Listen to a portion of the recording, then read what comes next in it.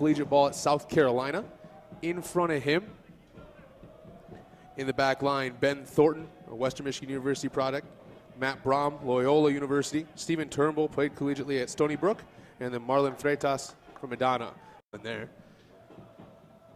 James Vaughn to take this one. Right-footed out swinger.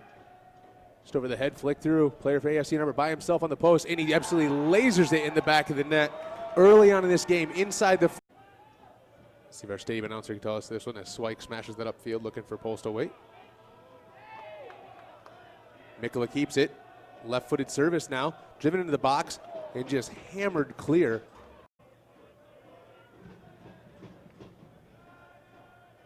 Whalen, Connerty, and Babayev at the top of the 18. Pulsed away at about the 6-yard line. Left foot in swinger. Babayev finds a space. Not able to get anything to it in the second header attempt.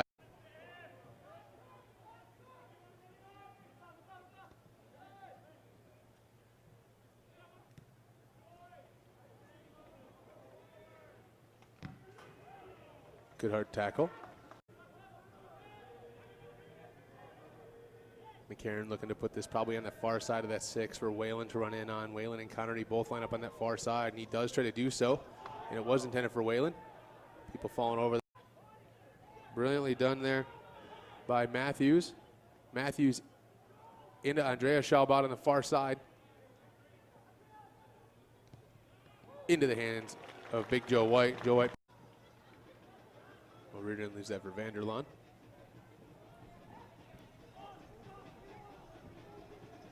Vanderlaan, big long ball, overhit a little bit. McCrane just going to grab that pretty easy and look to restart it right away. Swike will take this, University of Michigan product.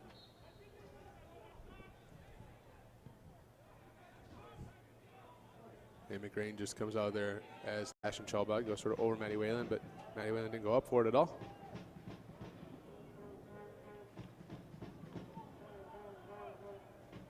Ball played through. Matthews onside. He did stay on. Split the two. A little touch by Vanderlaan. So Reardon comes over top of him. McCarron now left-footed ball. Intended for post weight on the through. And McGrain just off his. AFC and Arbor extremely comfortable in that possession space. Good. I think it was supposed to be intended for a flick, but it's not. And this gets SK in. SK with the left-footed service. And Babayev just clears this one up and gets line. Try to create some more opportunities. Reardon, McCarron to Reardon now. Well, Reardon tries to play Postweight at the top. Mikkola maybe in there. Postweight as well. Postweight smashes it off the half volley and just over the crossbar as still John Ears. Now it's Connerty and Freitas. So Freitas getting in here. The referee paying special attention to that mix. McCarron into the back post a little bit. Header chance opportunity off of Babayev. There's it started on Friday as well. First rep from AFC Ann Arbor. Plays in SK. SK by himself. GRFC trying to recover as much as possible. And Joe White had to come out down low, and I think it was a bit. We'll see what the center official does.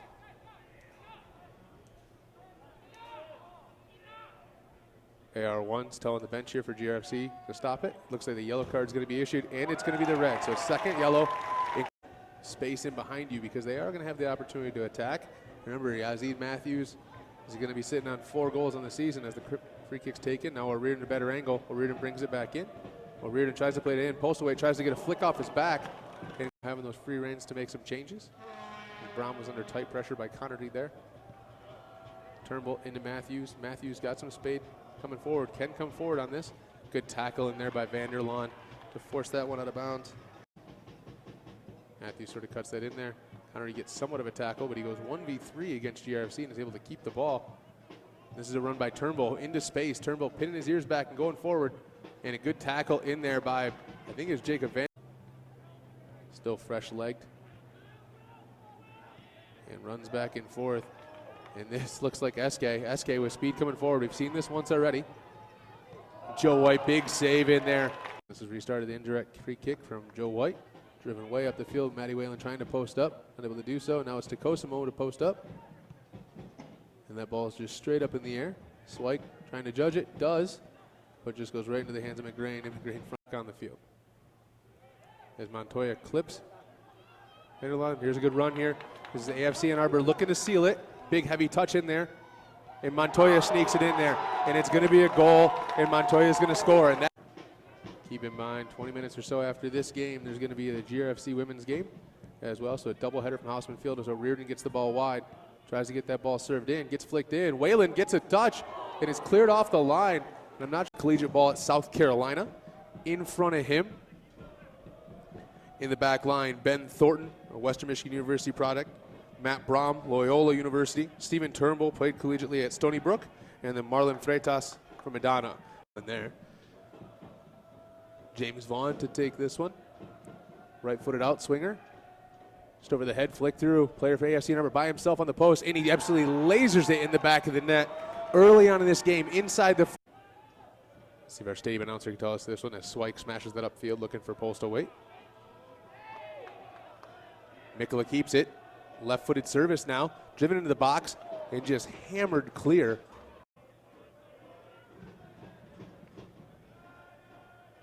Whalen, Connerty, and Babayev at the top of the 18. Pulsed away at about the 6-yard line. Left foot in swinger. Babayev finds a space. Not able to get anything to it in the second header attempt.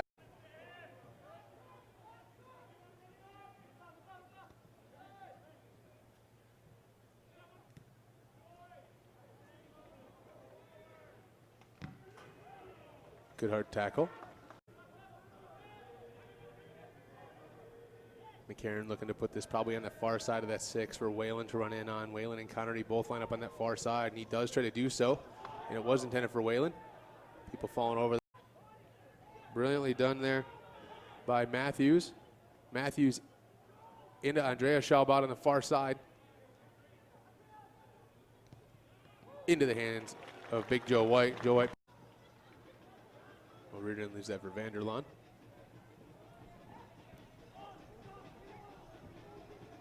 Vanderlaan, big long ball, overhit a little bit. McCrane just going to grab that pretty easy and look to restart it right away. Swike will take this, University of Michigan product.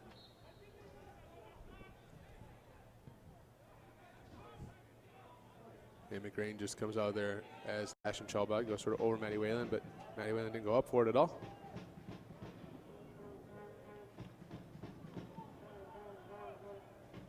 Ball played through. Matthews onside.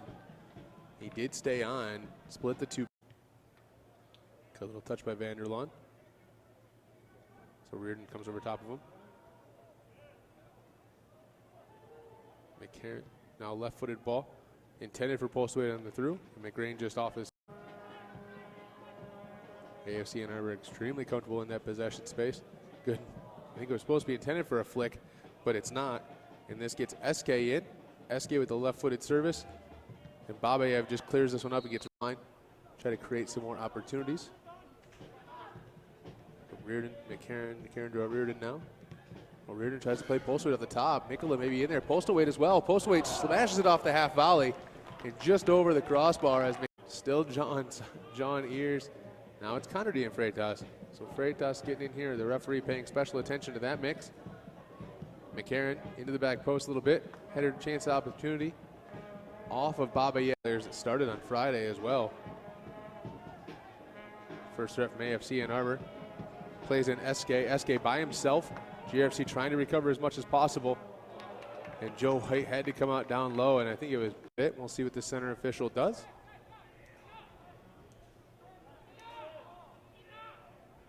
AR1's telling the bench here for GRFC to stop it. Looks like the yellow card is going to be issued, and it's going to be the red. So second yellow, space in behind you because they are going to have the opportunity to attack. Remember, Yazid Matthews is going to be sitting on 4 goals on the season as the free kick's taken. Now O'Riordan a better angle. O'Riordan brings it back in. O'Riordan tries to play it in. Postaway tries to get a flick off his back and having those free reins to make some changes.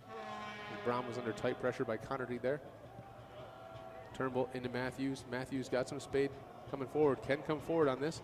Good tackle in there by Vanderlaan to force that one out of bounds. Matthews sort of cuts that in there.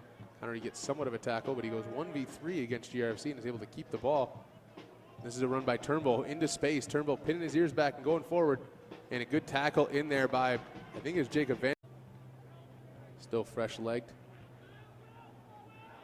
and runs back and forth. And this looks like SK. SK with speed coming forward. We've seen this once already. Joe White, big save in there. This is restarted the indirect free kick from Joe White. Driven way up the field. Matty Whalen trying to post up. Unable to do so. Now it's Takosimo to post up. And that ball is just straight up in the air. Swike trying to judge it. Does. But just goes right into the hands of McGrain. And McGrain front on the field. As Montoya clips. Here's a good run here. This is the AFC Ann Arbor looking to seal it. Big heavy touch in there. And Montoya sneaks it in there. And it's going to be a goal. And Montoya is going to score. And that, keep in mind, 20 minutes or so after this game, there's going to be the GRFC women's game as well. So a doubleheader from Houseman Field as O'Riordan gets the ball wide. Tries to get that ball served in. Gets flicked in. Whalen gets a touch. And it's cleared off the line. And I'm not sure. Collegiate ball at South Carolina. In front of him. In the back line, Ben Thornton, a Western Michigan University product. Matt Brom, Loyola University. Stephen Turnbull played collegiately at Stony Brook. And then Marlon Freitas from Madonna. And there. James Vaughn to take this one. Right-footed out swinger. Just over the head, flick through. Player for AFC Ann Arbor by himself on the post. And he absolutely lasers it in the back of the net early on in this game inside the. See if our stadium announcer can tell us this one as Swike smashes that upfield looking for postal weight. Mikula keeps it. Left-footed service now. Driven into the box and just hammered clear.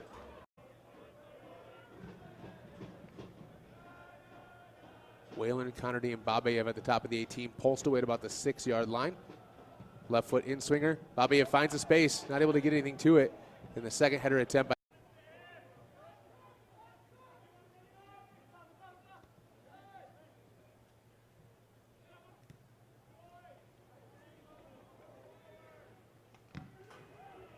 Good hard tackle. McCarron looking to put this probably on the far side of that 6 for Whalen to run in on. Whalen and Connerty both line up on that far side, and he does try to do so. And it was intended for Whalen. People falling over. Brilliantly done there by Matthews. Matthews into Andrea Schaubot on the far side. Into the hands of big Joe White. Joe White. O'Riordan leaves that for Vanderlaan.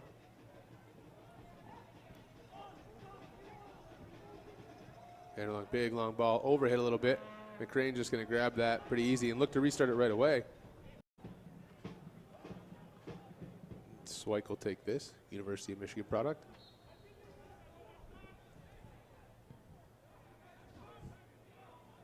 And McCrane just comes out there as Ashton Chalbot goes sort of over Matty Whalen, but Matty Whalen didn't go up for it at all.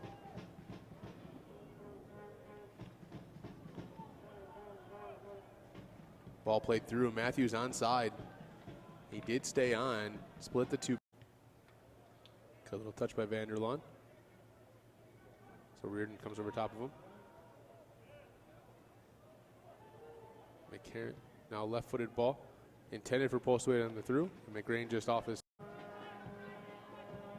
AFC Ann Arbor extremely comfortable in that possession space. Good. I think it was supposed to be intended for a flick, but it's not. And this gets SK in. SK with the left-footed service. And Babayev just clears this one up and gets line. Try to create some more opportunities. Reardon, McCarron to O'Riordan now.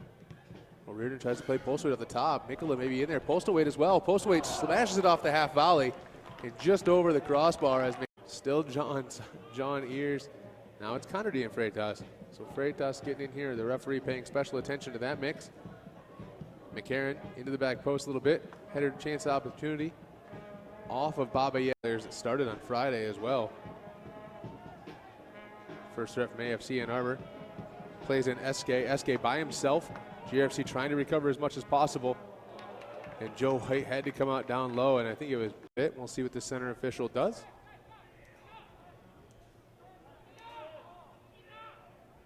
AR1's telling the bench here for GRFC to stop it. Looks like the yellow card is going to be issued, and it's going to be the red. So second yellow, space in behind you because they are going to have the opportunity to attack. Remember, Yazid Matthews is going to be sitting on 4 goals on the season as the free kick's taken. Now O'Riordan a better angle. O'Riordan brings it back in. O'Riordan tries to play it in. Postaway tries to get a flick off his back and having those free reins to make some changes.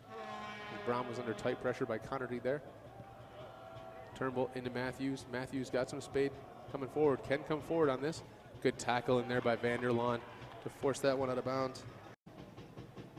Matthews sort of cuts that in there. Connery gets somewhat of a tackle, but he goes 1v3 against GRFC and is able to keep the ball. This is a run by Turnbull into space. Turnbull pinning his ears back and going forward. And a good tackle in there by, I think it's Jacob Van. Still fresh-legged. And runs back and forth. And this looks like SK. SK with speed coming forward. We've seen this once already. Joe White, big save in there. This is restarted the indirect free kick from Joe White. Driven way up the field. Matty Whalen trying to post up. Unable to do so. Now it's to Cosimo to post up. And that ball is just straight up in the air. Swike trying to judge it. Does. But just goes right into the hands of McGrain. And McGrain front on the field. As Montoya clips. Here's a good run here. This is the AFC Ann Arbor looking to seal it. Big heavy touch in there. And Montoya sneaks it in there. And it's going to be a goal. And Montoya's going to score. And that, keep in mind, 20 minutes or so after this game, there's going to be the GRFC women's game as well. So a doubleheader from Houseman Field as O'Riordan gets the ball wide. Tries to get that ball served in. Gets flicked in. Whalen gets a touch. And is cleared off the line. And I'm not sure. Collegiate ball at South Carolina. In front of him. In the back line, Ben Thornton, a Western Michigan University product. Matt Brom, Loyola University. Stephen Turnbull played collegiately at Stony Brook. And then Marlon Freitas from Madonna. And there. James Vaughn to take this one. Right-footed out swinger. Just over the head, flick through. Player for AFC Ann Arbor by himself on the post. And he absolutely lasers it in the back of the net. Early on in this game, inside the... Let's see if our stadium announcer can tell us this one as Swike smashes that upfield looking for postal weight. Mikkola keeps it. Left-footed service now. Driven into the box and just hammered clear.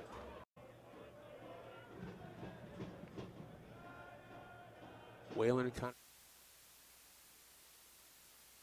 Keeper, number 36, Chatenda Makaruba. Number 25, defender, James Abraham. Number 17, defender, Michelle Alou. Number 8, defender, Ludwig Asigo. Number 29, defender, Emil Heinz. Number 30, defender, Ethan Figario. Number 7, midfielder, Stephen Yonkai. Number 33, midfielder, Jacob Konaf. Number 6, midfielder, Remy Tazifor. Number 28, forward, Elton Jura. Number 13, forward, Bruno Osorio. And now the starting 11 for your Grand Rapids Football Club. Number 1, goalkeeper, Joe White. Number 2, defender, Jake Vanderlaan. Number 4, midfielder, Liam Pickett. Number 5, defender, Vladimir Babayev. Number 6, defender, Samuel Peake. Number 8, forward, Eric Connerty. Number 9, forward, Matty Whelan. Number 10, and your captain for tonight, Scott Doney. Number 16, defender, Dara O'Riordan. Number 20, midfielder, Alex Mendoza. And number 23, forward, Alex Glashen.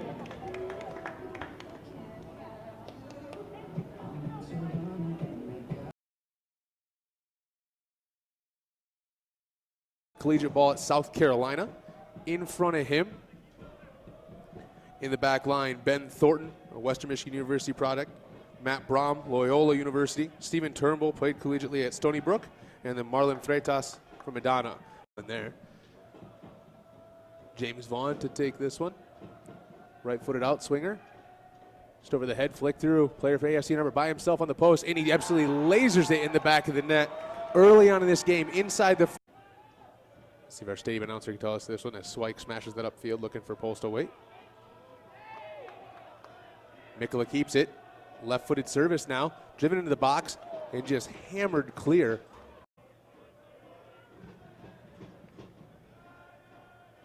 Whalen, Connerty, and Babayev at the top of the 18, pulsed away at about the 6-yard line. Left foot in swinger. Babayev finds a space, not able to get anything to it in the second header attempt.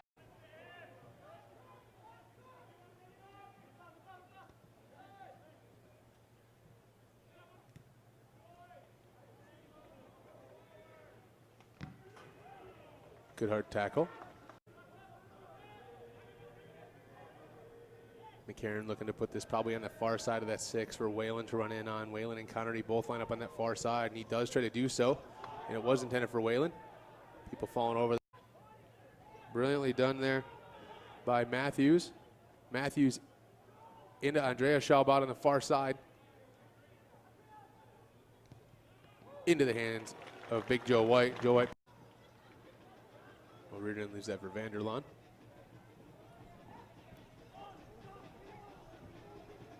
Vanderlaan, big long ball, overhit a little bit. McCrane just going to grab that pretty easy and look to restart it right away. Swike will take this, University of Michigan product.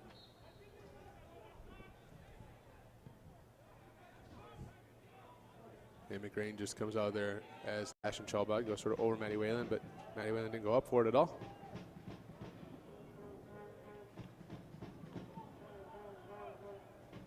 Ball played through. Matthews onside. He did stay on. Split the two. A little touch by Vanderlaan. So Reardon comes over top of him. McCarron now left-footed ball. Intended for post weight on the through. And McGrain just off his. AFC and Arbor extremely comfortable in that possession space. Good. I think it was supposed to be intended for a flick, but it's not. And this gets SK in. SK with the left-footed service. And Babayev just clears this one up and gets line. Try to create some more opportunities. Reardon, McCarron draw Reardon now. Well, Reardon tries to play Postlewaite off the top. Mikola maybe in there. Postlewaite as well. Postlewaite smashes it off the half volley and just over the crossbar as still John Ears. Now it's Connerty and Freitas. So Freitas getting in here. The referee paying special attention to that mix. McCarron into the back post a little bit. Header chance opportunity off of Babayev. Players that started on Friday as well.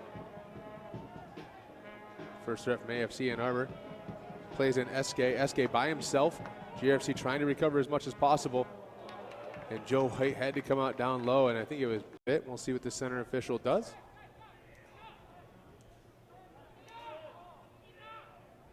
AR1's telling the bench here for GRFC to stop it. Looks like the yellow card is going to be issued, and it's going to be the red. So second yellow, space in behind you because they are going to have the opportunity to attack.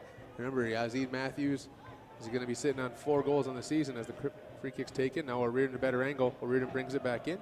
O'Riordan tries to play it in. Postlewaite tries to get a flick off his back and having those free reins to make some changes. And Brown was under tight pressure by Connerty there.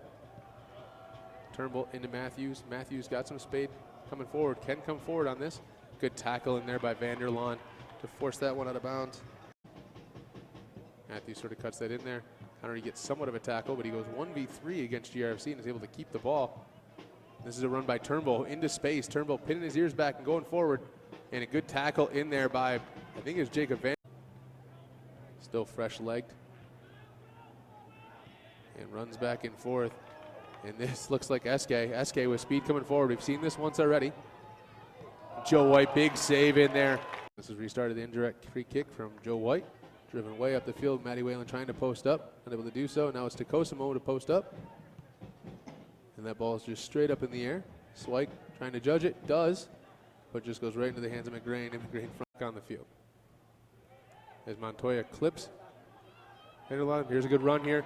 This is the AFC Ann Arbor looking to seal it. Big heavy touch in there.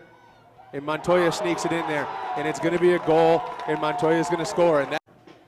Keep in mind, 20 minutes or so after this game, there's going to be the GRFC women's game as well. So a doubleheader from Houseman Field as O'Riordan gets the ball wide. Tries to get that ball served in. Gets flicked in. Whalen gets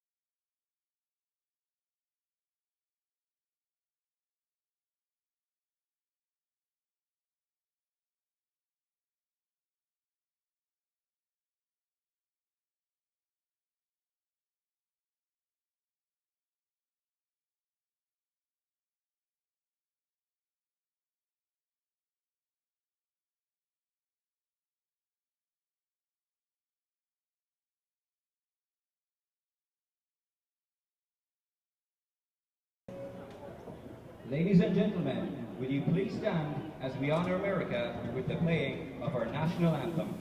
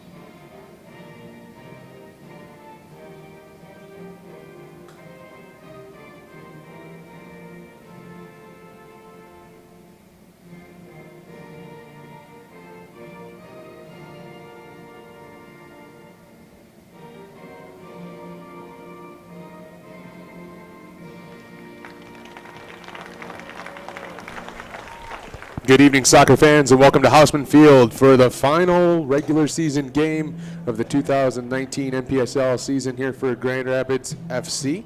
They'll be taking on Michigan Stars after making the trek west on 96. My name is Justin Harden. Alongside me is Jamie Bogart. Jamie, it's sort of an interesting contest tonight. Neither team makes the playoffs. Neither team qualifies for that situation. So what are you playing for?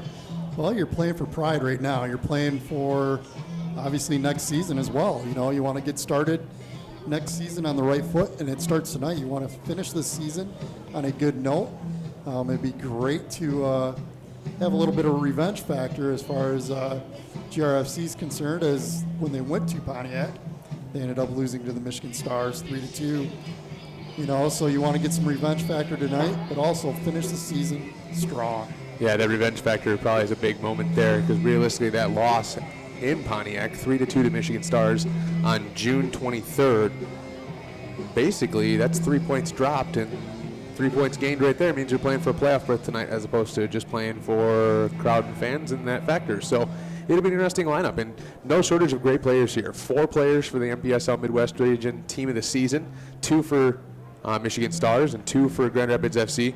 The 2 for Michigan Stars, Stephen Yunchai in the midfield, number 7, and then the goalkeeper from them, who we've heard all kinds of crazy stuff about, Tatenda Makruva, the Zimbabwean national team goalkeeper, saw experience in the 2017 African Cup of Nations for GRFC. Center back, leading goal scorer with 7 goals for GRFC, Sammy Peak, and then the attacking super Matty Whalen up top. So definitely good quality players out here, and we'll see great stuff. You know, you touched on the goalkeepers, and as great as Joe White has been all season for us, I mean, you go back to that DCFC game, and Joe White was just unbelievable. Pretty much single-handedly almost won us that game, but in turn it ended up to be 1-1. But it's, again, as great as he has been all season, you know, I'm excited to see this Michigan Stars goalkeeper. And hopefully GRFC can put some testing shots on him today to make sure you at least get some chances on frame. I mean, no matter what, you say revenge and you say momentum, ending the season with a shutout and a lot of goals would be something great to see for sure. So we go to the starting lineups for Michigan Stars. Makruva in goal, and in the back line, you're going to see Asigo, Abraham, Hines, and I believe 29 on the far side, and maybe Vigario over there, as Connerty's on the ball now. In the midfield, different players will pick that up as just a second, as Bickett tries to play a ball out wide here. And that ball is hammered clear by Asigo on the right side. On the midfield, you're going to see Yunchai, Stephen on the right flank, number 7, who just put some pressure on Bickett. He's the one that you're going to look for the most. And then Tazafor's in the middle, alongside Olu. On that far side is going to be Kunath. And then up top, Jura and Osorio. And Jura is the leading goal scorer, I believe, for Michigan Stars. for GRFC across the back line. Vanderline at left back, O'Riordan at right back. Beek and Babayev, the standout pair of center backs. And then in front of them, the three midfielders of Bickett, Mendoza, and Connerty. And then up top, Galoshin on the left side, Scott Doney, the captain today, as the target forward, and then Matty Whalen on the right. So quality out here, as you can see things. Jura on the ball. Doney keeps it. Connerty loses it. And then Tazafor tries to spring a counter.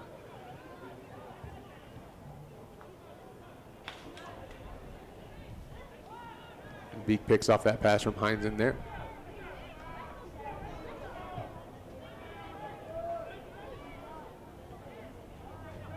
Correction, Hines is the center back. Apologies.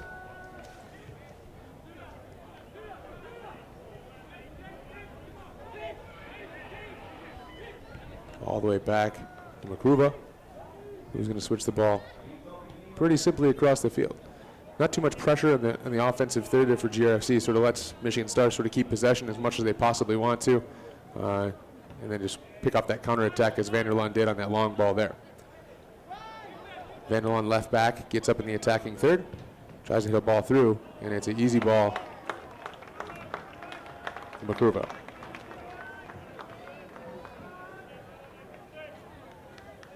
Another thing we didn't talk about is the weather today. 85 degrees right now, heat index into the 90s, and it is toasty warm on that turf. Yeah, you can expect it to be about another 15 to 20 degrees warmer at their feet with heat rising off the turf. Yeah, and it's definitely a different playing system. And they're used to playing turf, Michigan Stars, but it's a little bit different when you're playing inside at Ultimate Soccer in Pontiac. So it's a different experience here for them, and it's a lot different going from inside to outside. But you're also looking, I was watching them in warm-ups as well, and as they're taking their shooting practice, a few of them were struggling, being outside. You don't have that backdrop to shoot at. Gloshin tries to serve that ball in outside of his foot, goes over. It's going to be a goal kick here for Michigan Stars.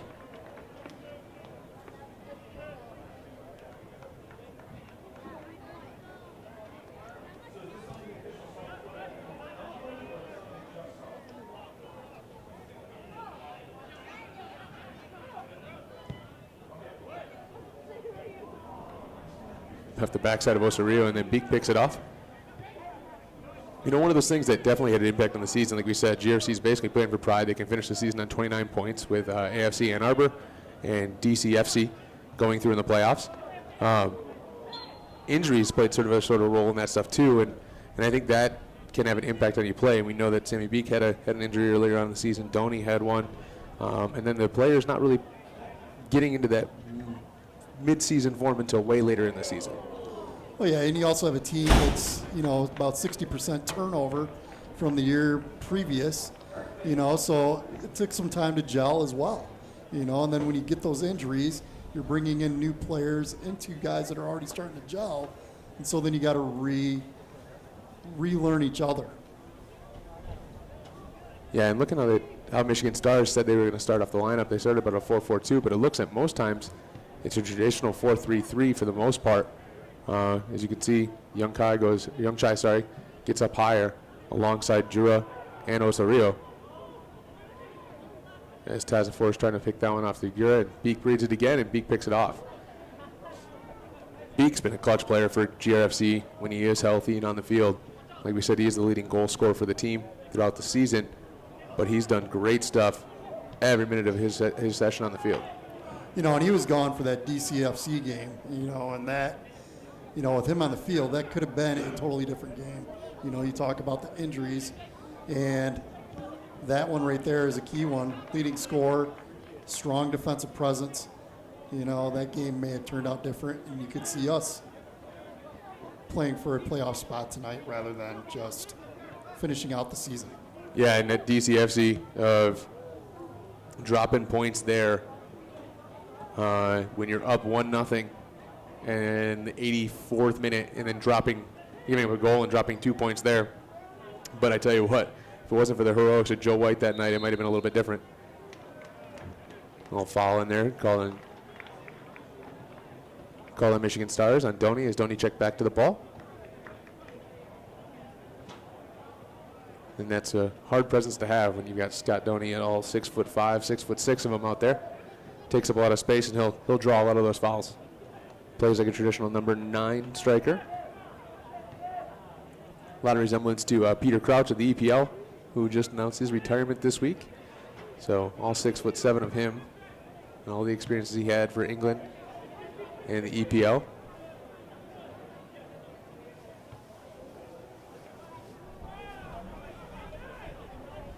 Neither team is able to keep sustained possession as a foul is called on Connerty there. As he fouls Taza 4.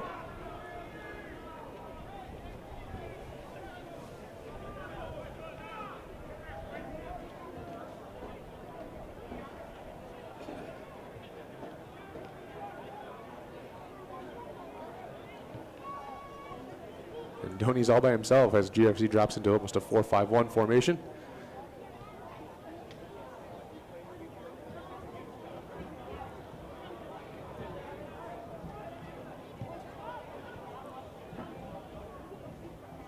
Big Joe White gets his hands on the balls. And Joe White, absolute behemoth. We talk about him all the time. And the stuff he's done throughout the season. And without playing really much in the fall and coming back in, it took him, he's one of those players that took some time to get in there. But I don't think any of the goals that we gave up this year were probably Joe White's fault. He basically saved everything you wanted him to and everything you needed him to.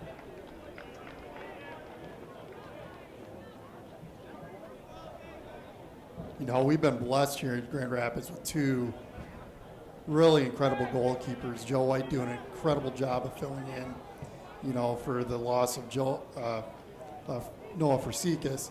And, you know, we did not lose a step there at all. Yeah, it's nice to have that come right back in. And you always have that big question mark, who plays in the back. And Joe White took care of that no problem as Young Chai gets it, plays it out wide. This is Vigario on that far side, cuts it back in. Michigan Stars in the box for the first time. Going to be able to get that ball across, and Joe White just grabs it down, parries it in front as the runners were coming to the back post as Jura and I believe Alu were at the back post, and Joe White picked that off. Like reading the game and controlling that in the back gives you somebody that much experience back there. It's a way to take it a little bit of an easy breath, especially when you're playing with some outside backs, because Darryl Reardon's technically a center midfielder. Austin Swike played most of the season at outside back as well, and he's a midfielder by trade as well. So a little different in experience there in front of him, but Joe White's experience and size and what he's done has been a great calming factor back there. Well, and he's also got to learn on the fly of the players in front of him too, because we have not had a fully consistent back line all season. There's been a lot of changes, and he's got to get used to the way the players play and the communication aspects with them. Jura trying to find the ball in the box. A little spin moves in there. Players standing up for GFC.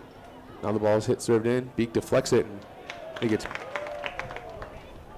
Beacon on the far side just tattoos it as the ball goes over Joe White's head, and no problems, out for a goal kick for GRFC.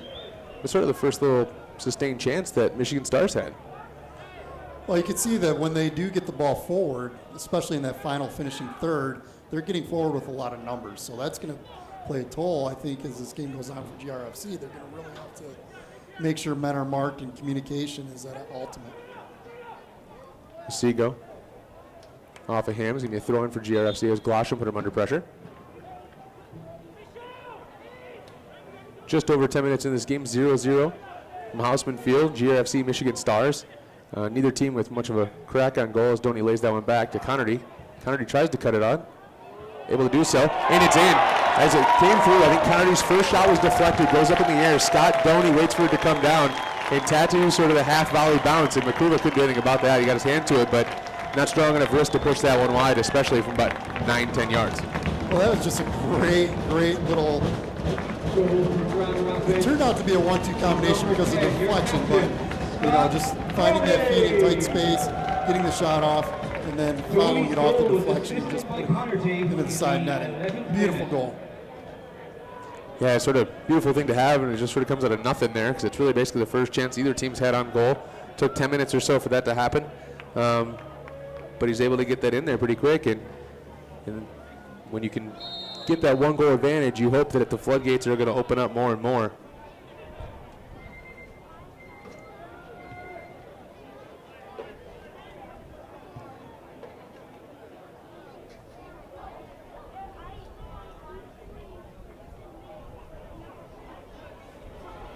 Michigan Stars are going to have to go all the way back. GRC is starting to pressure a little bit higher there, so a little bit of a different twist. So McCriver just does a little pullback and sends GRC the other way.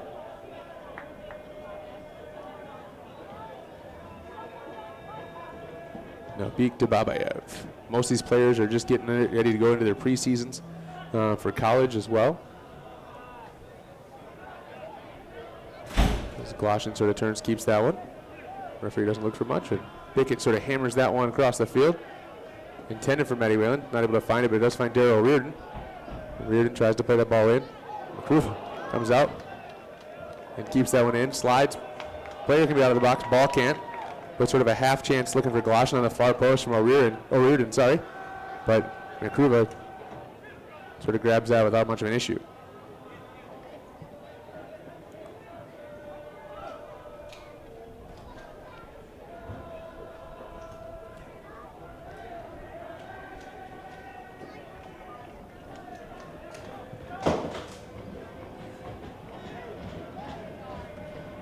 Tony to Connerty, gets a little bump in there. Connerty tries to get it flicked past Asigo, isn't able to do it. Sort of gets to flex off from almost a half chance there for Eric Connerty to come flying through.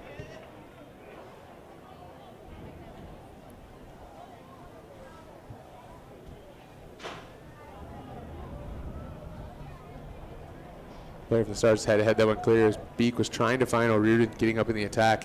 And you're starting to see that for sure when GFC has sustained possession. The outside backs and Vanderlaan and O'Riordan both go way high and trust that Liam Bickett will sit back in that defensive center mid-roll.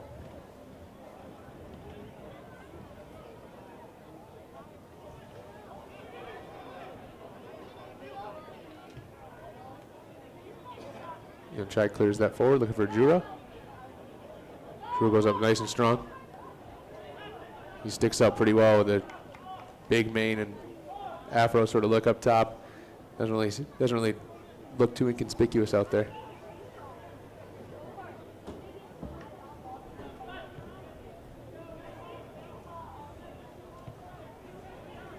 So a lot of these players going back to college.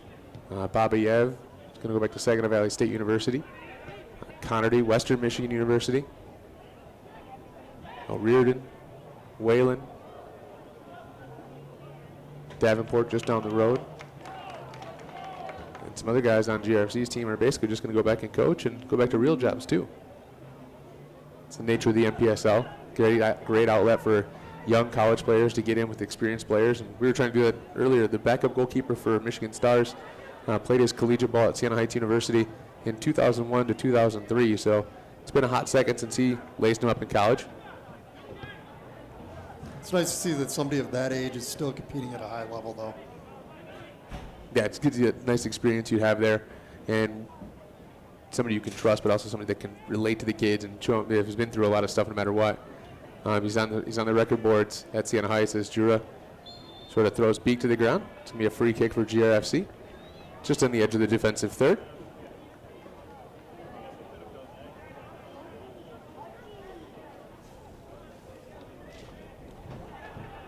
Co-players for Michigan Stars play their soccer at Delta State down south, and I believe Mississippi in NCAA Division II. So I'm sure that car ride back there will be moving for them pretty quick as they venture down back into college. Co-players for Ashland, Detroit Mercy, Madonna, U of M Dearborn, University of St. Francis.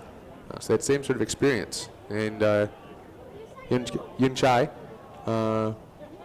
played over in Grasshopper Zurich, and then last year he was on the roster for DCFC. Started their the season opener. He was on that first roster spot last year for DCFC, but he moved over to play for his dad, who's the coach, as Bickett nutmegs Michigan Stars. Looks to break, able to do so.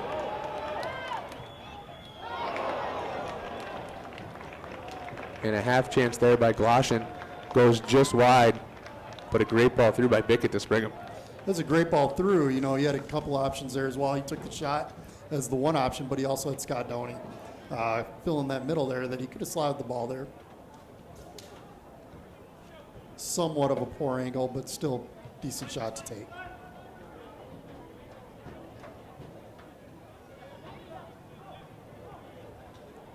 But you got to take that chance, and if he sees he's going to definitely give it back and give that option out, give it the option to go for sure. As Abraham switches the ball all the way to the other side. To Hines. Goes long, intended for Yunchai. That ball's going to skip all the way back and roll all the way into Joe White's hands. He's going to roll that right back out to Beek. As realistically, Joe White hasn't been tested too much yet, if at all, besides that little cross he had to pick out.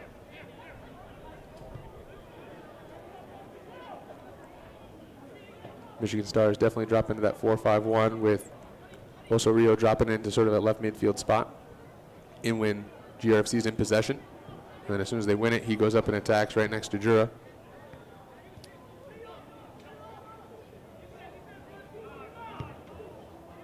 Long ball intended for O'Riordan.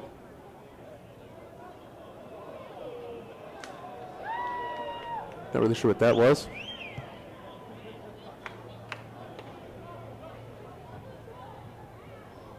And then Joe White picks up another long ball. No, we're not sure what McCruva did there. He just sort of like tossed the ball up in the air and caught it again. And that's what we heard. He put on a heck of a show. Interesting story from him. Played down in Cape Town about a year and a half ago. Then finds his way over here into Michigan. Just trying to still keep in the game after playing games in the African Cup of Nations. So he's played at a really high level. That ball's deflected off of Vanderlaan. We're 19 minutes in, or in the 19th minute. GRFC leads Michigan Stars by a score of 1-0. Inchai flicks that in. Into Kunath. Kunath goes to switch it. It's Vigario on the far side. And Wayland coming back hard and tracking it. Joe White's quick off his line into that space. Little pat on the back for Inchai. And Joe White rolls it right where he would be.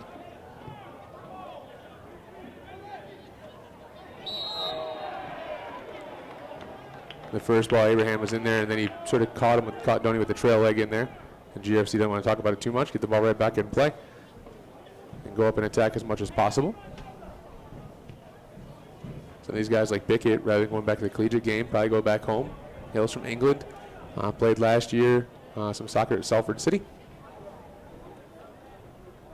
As O'Riordan had to pull him back because Wayland was offside.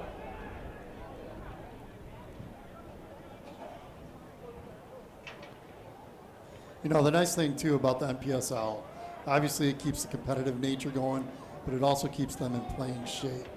You know, one of the hardest parts of going into a season, you know, is if you've been kind of neutral or just kind of stagnant all summer long, those first couple of weeks are going to be brutal. Yeah, and there's a big difference between being, like, fit and game fit.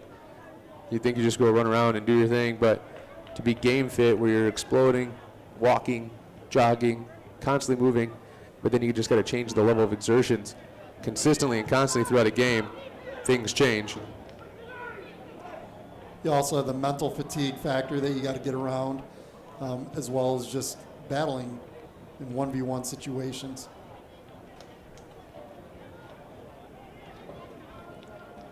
Ball goes all the way back to Makuba. And Donnie sort of jogs to press. Then he decides to hit it long and drives a big ball down. But O'Riordan reads that one off really nicely. Jura unable to keep it.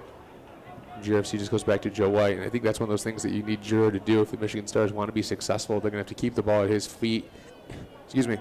And he can't give up possession that quick. He's got to hold that ball, let his counterparts join the attack a little bit more. And every time he sort of got it so far, he's sort of lost possession of it, or it's been overhit to him.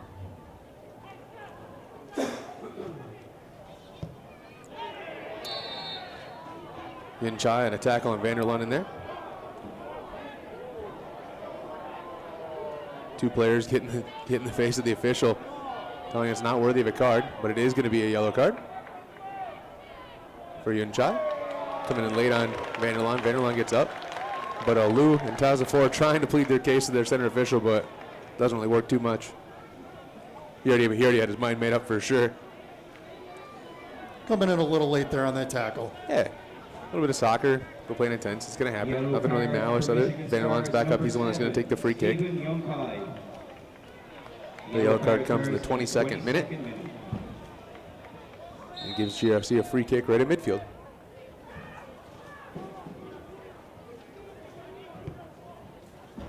Now big ball in there looking for Doney. McCruva goes up over the head of Doney, and that's a hard thing to do.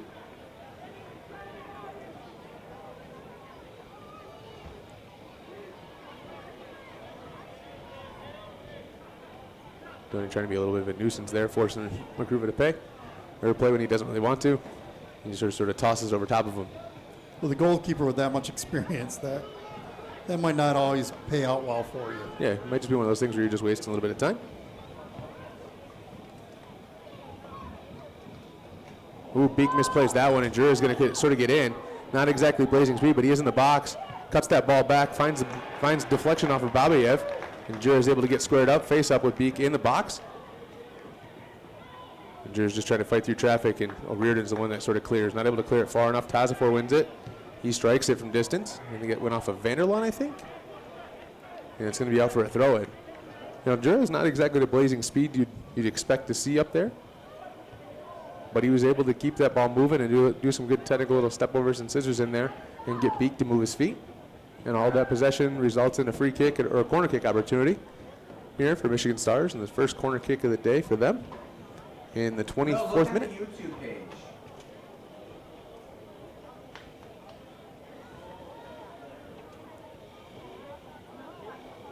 So Abraham, the center back's in the box.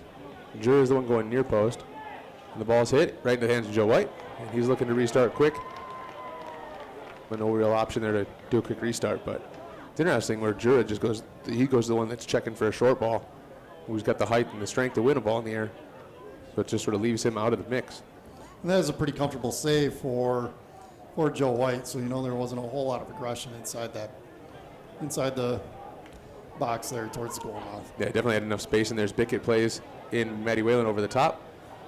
Whalen just misjudges the ball, and Asigo is going to come out with it, but that's about a game of a half an inch or so, and Whalen's in on goal by himself. Abraham, big ball. Vigario on the far side. Ball's dropped back through. Hines. The goalkeeper's got just about as many touches as the center mids. It's not live. I'm at the link and it's not live. I can't do anything about it because Here's our water break at the 25th minute. On the throw in near halftime, so a little break for these players to get something to drink, and a little bit for our facility staff going out there to tape the goal up, I'm guessing. That's a water break. Making sure that happens. We'd like to take this time to remind you that the Humane Society. All the players sort of walking over to get drinks. Alou still pleading his case with our center official on that card for Young Chai.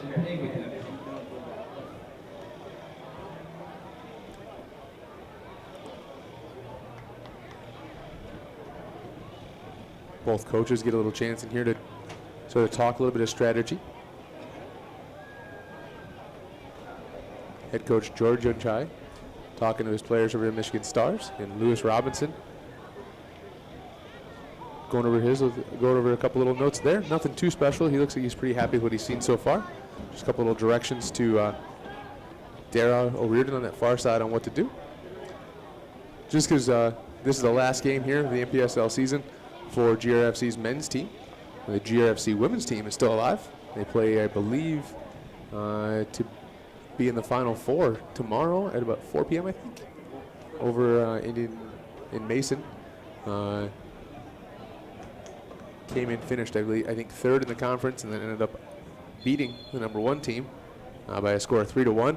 So keep on going forward there, and realistically, you just got to keep winning at this point. Yeah, it's win or go home and for them.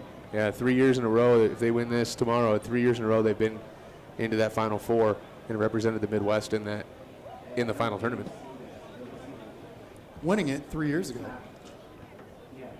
Yeah, and that was a great game.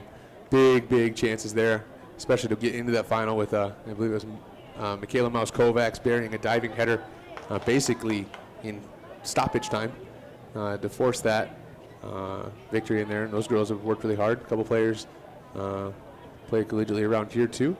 And a couple of them are on there. If you can see on the bottom part of the screen, there's a couple of the women's players down getting stretched out, having the trainer for Spectrum Health get a little game prep on them as they have to travel down tomorrow. And you want to make sure you're as healthy as possible. Good contact on the far side with, I believe, O'Riordan and a player. No fouls called as Bickett's coming across to switch it. In place of Babayev to keep possession now. So 27th minute and just into the 28th. I think it was O'Riordan that won that header. Almost played Doney in. Yeah, let's know when we talk about the injuries. Doney picked up that injury in the hamstring earlier in the year and kept him out of the season, and he's always a physical threat to deal with too. So shoulda, woulda, coulda on a lot of chances here. You know, you look at the points that were lost, or left on the field, I should say, not lost, but left on the field, you know, going down to Columbus. That's a difficult environment with the travel and just the long day that it is. And against arguably probably one of the more physical teams in the conference. But then going to Pontiac again to play in Michigan Stars here, and then dropping a 3-2 decision there. And then again, we talked about the DCFC game, blowing a 1-0 game or 1-0 lead, you know, late in the game, leaving those 2 points there. Yeah, foul called right there on Babayev, Saginaw Valley State University. Michigan Stars players are asking for a card on that one too, thinking he broke up what could have been a quick counterattack, but really if he got that pass off anyways, Jura was 5 yard offside, sorry. And what's the purpose of that point? Abraham's going to take this one. See if he goes long or just plays sort of short. He goes short to keep it. Across to Hines. Now Tazafor, and then back to him. Alou on this far side in here trying to win it. Doney picks that one, pass off really quick. And then misplays his volley to Eric Connerty and sort of stalls out a quick transition opportunity for GRFC.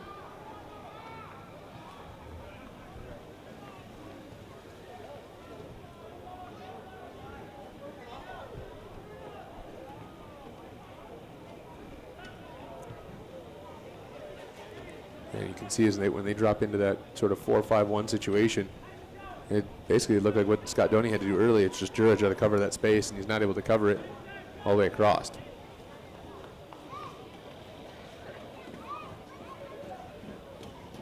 Curva settles it, leaves it for Abraham to come with.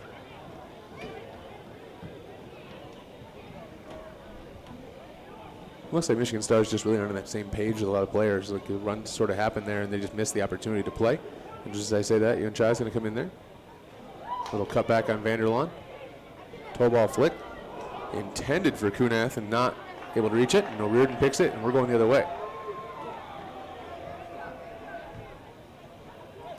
Alou and O'Riordan. Good little tackle in there. We go straight back out of bounds. That'll be a throw-in. You look at Darrow O'Riordan, he's not exactly the biggest guy or one of the strongest people out there, but he absolutely tackles incredibly hard and will go into any challenge with sort of almost just like a reckless abandon, but it's not really reckless. He knows what he's doing out there, and he's played at a pretty decent level for us for 2 seasons now. You know, sometimes it pays to be smarter and use your body a lot more than the actual technical skill. That will save you in a lot of situations. Alou late on a tackle there. Referee plays advantage. Mendoza goes to play it in, looking for Matty Whalen. Not able to do it, but he's going to find Doney now. Yeah, Glosh on the far side. Doney mishits sort of a pass into Matty Whalen. Whalen tries to drive it on the ground, and Abraham picks that one off. And that's sort of another wasted little chance and opportunity in there. With those 2 outside backs for Michigan Stars pushing up, you're going to be, that opportunity is going to be on for that quick transition, especially if Tazafor doesn't sit in that defensive center mid roll and pick that space up at all. It just basically leaves Abraham and Hines back there to defend. And we've seen a couple chances so far where the 2 outside backs, Vigario and Asigo, get so high up the field that space is glaringly open for GRFC to exploit. You know, a better ball there by Doney, and Whalen is obviously more than likely going to be 1 or 2 touches in towards the goal and probably set him up better for an opportunity to slot that ball versus having to kind of wait for the runs to develop. Yep, as Tazafor sat back there now in the defensive role, plays it across to Hines. And going in, intended for, I believe, Osorio, but didn't find Osorio or Jura.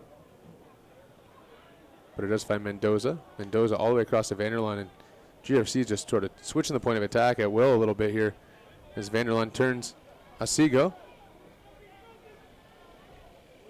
Vanderlaan doing a whole bunch of little steps and moves and not doing anything with it, and then sort of lost the ball, but Asigo just took it out of bounds anyways. It's going to be a throw in there. Little quick play by Vanderlaan off the back of Asigo, which you don't see very often, but the opportunity presented itself as Asigo sort of complaining to the official, and Vanderlaan playing a little cheeky soccer there. Very heads up. I mean, he connects with that. He gets the ball back. He's right down the baseline, and he's got 2 or 3 options inside the box as well. Yeah, one of those things that have been really great to see if it worked out perfect, but it sort of worked out.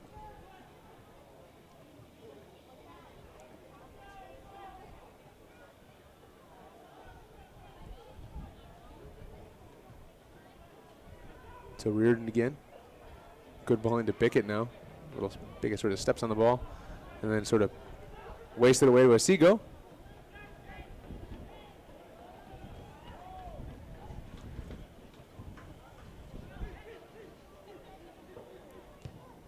In Chai, big crossfield ball. Reardon got back to pick that one off, and now it's Stoney to Whalen. And this is going to be Whalen versus Hines over there if he can keep it in, and he does. Whalen serves that one in over Gloshin, as Makruva didn't really have much chance on that one. Still sort of jumped out it, but not really an option for him to win it.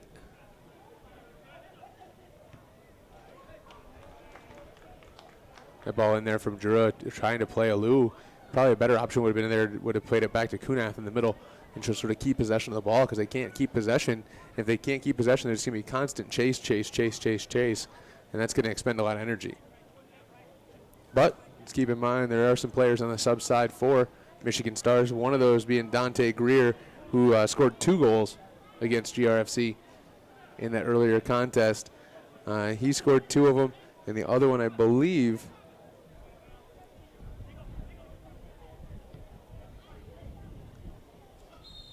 trying to look for my notes on it. I can't find it in here right now on who scored the other one, but it's one of those situations in there where you've got somebody on the bench that can come in with pace and in a whole different ball game of a player. So that ball's driven into Galoshin. Well, he also has success against the team that you're playing.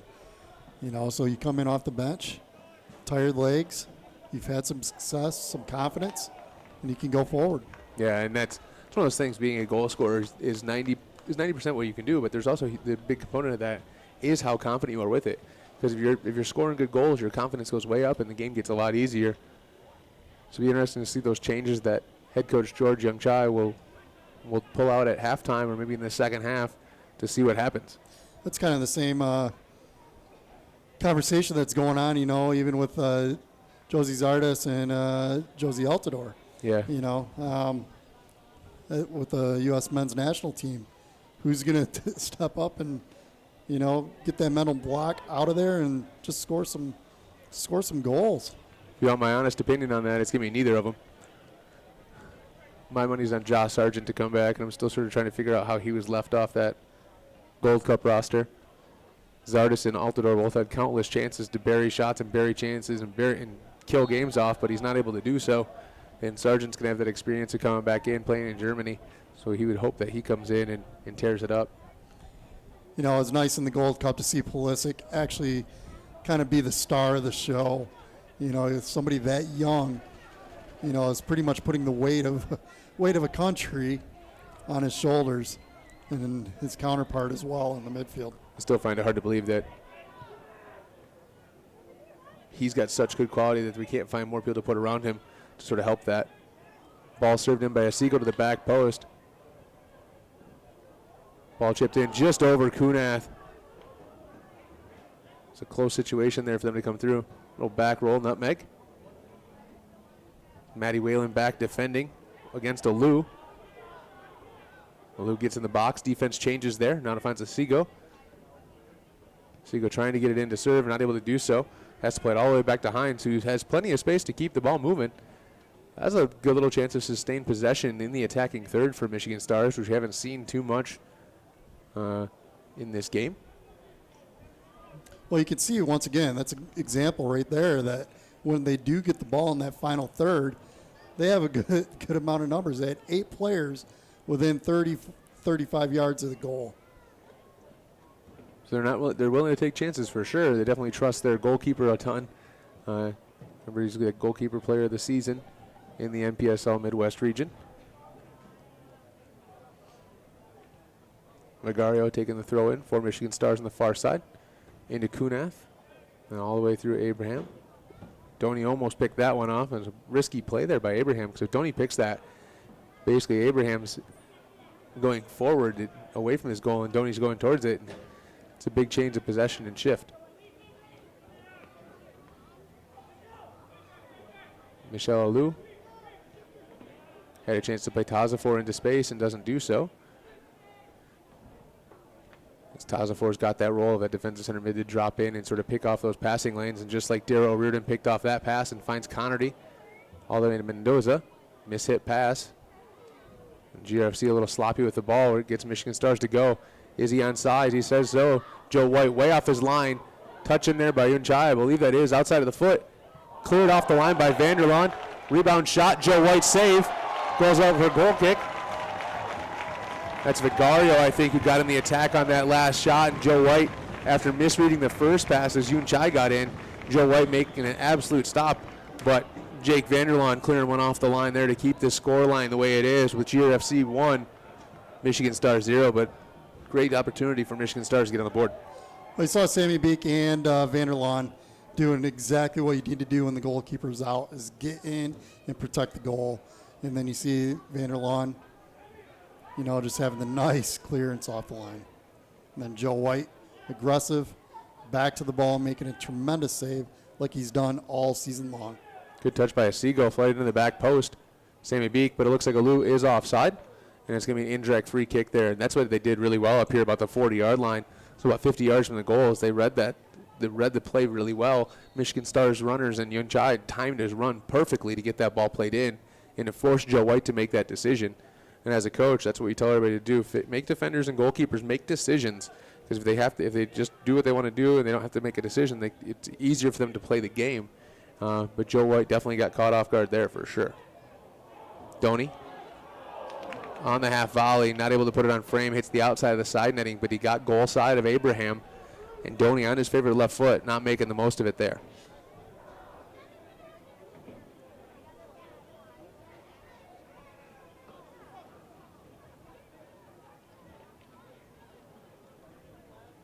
'40th minute here. Still 1-0. Goal quick played all the way across to Hines on the far side and back to Makruva.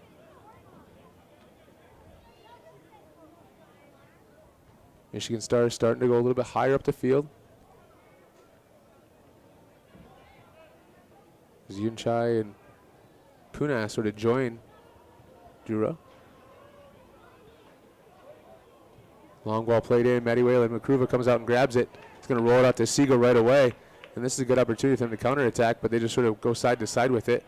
He had numbers up, really. He not crazy numbers higher, but had a chance to go direct and play quick and opted not to.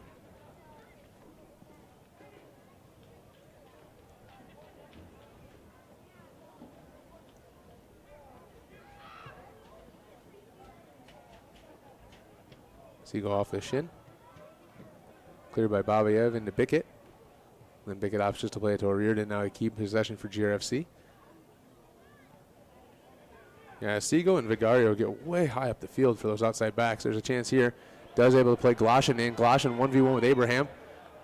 Hits it off the outside of the post inside netting as Gloshin got in. Not able to put that one in frame, but that's sort of another chance. But this is sort of typical we've seen from GRFC in the season. Had plenty of chances and not finishing a lot of them.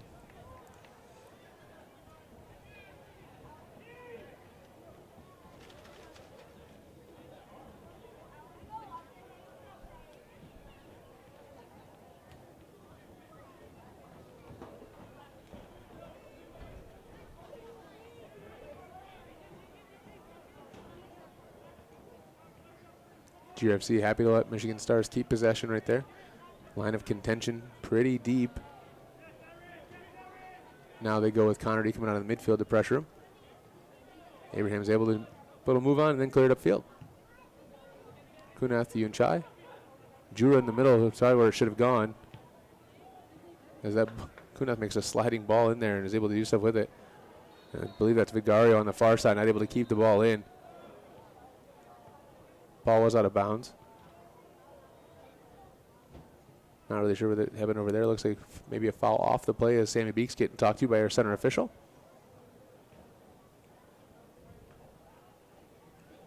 As Osorio sort of walks back by, and Jura's having a nice little chat too.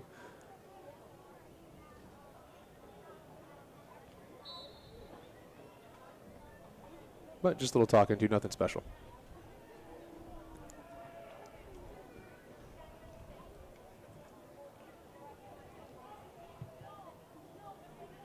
Might be the worst ball I've seen Joe White hit. We're trying from long range here in Yunchai. As Joe White was outside his 6, he tried a nice long ball in there, not able to do anything with it, but we have seen Joe White give up a goal like that this year. I believe that was in that Livonia City game in the Milk Cup, I believe.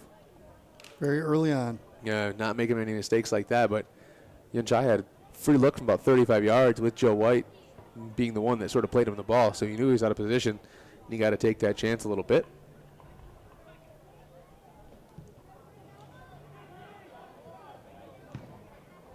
Seago smashes that one upfield in the clearance. Jura's able to keep it, or trying to keep it, sorry, with Vanderlaan under pressure. Not Vanderlaan, that's Babayev now. Jura, a couple little step overs and moves, drops it back to Seago now. Seago trying to get in with speed. Is able to get in on Connerty. And he sort of hits that one out, and it's going to be a throw-in. It's not going to get a corner there, but Seago trying to get in the attack a little bit more. So what you're seeing now is basically a pretty matched system between both teams. I think you're seeing a really relatively similar system in how they're playing and what they're doing. It's been a clean game as well. Very clean, not very chippy at all. Both teams are still trying to score goals, even though the game does not really have an impact on playoffs. Yeah, but they still want to end their season as well as they can, get momentum for the offseason. Both teams will be gearing up for that as well. I'm sure there'll be a couple more great games for GRFC in the mix. It usually ends up being a couple friendlies in the fall and the end of summer. So look for those on the website. I'd love to see us schedule another one at Fifth Third Ballpark. You know, kind of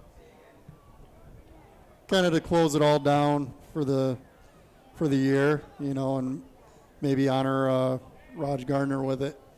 You know, do a benefit game, maybe bring in a couple high school games as well. Yeah, it'd be great situation there and good exposure for the game. There's a Lewis trying to keep this, plays it out wide. Yunchai now with Vanderlaan under pressure. Tries to serve it in. There's Babayev on the block as Seago now tries to attack. And Vanderlaan just sort of sticks his foot out and defends that one.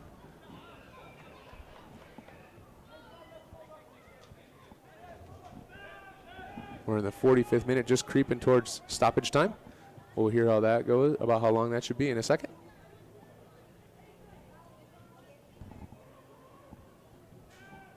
As McCruva's way off his line now and being a keeper sweeper sort of style, and then drives that ball. Yeah, minimum of 2 minutes of stoppage time. But McCruva just smashes the ball. It's pretty impressive to be offsides on an 80, 90-yard ball. Yeah. Through the air.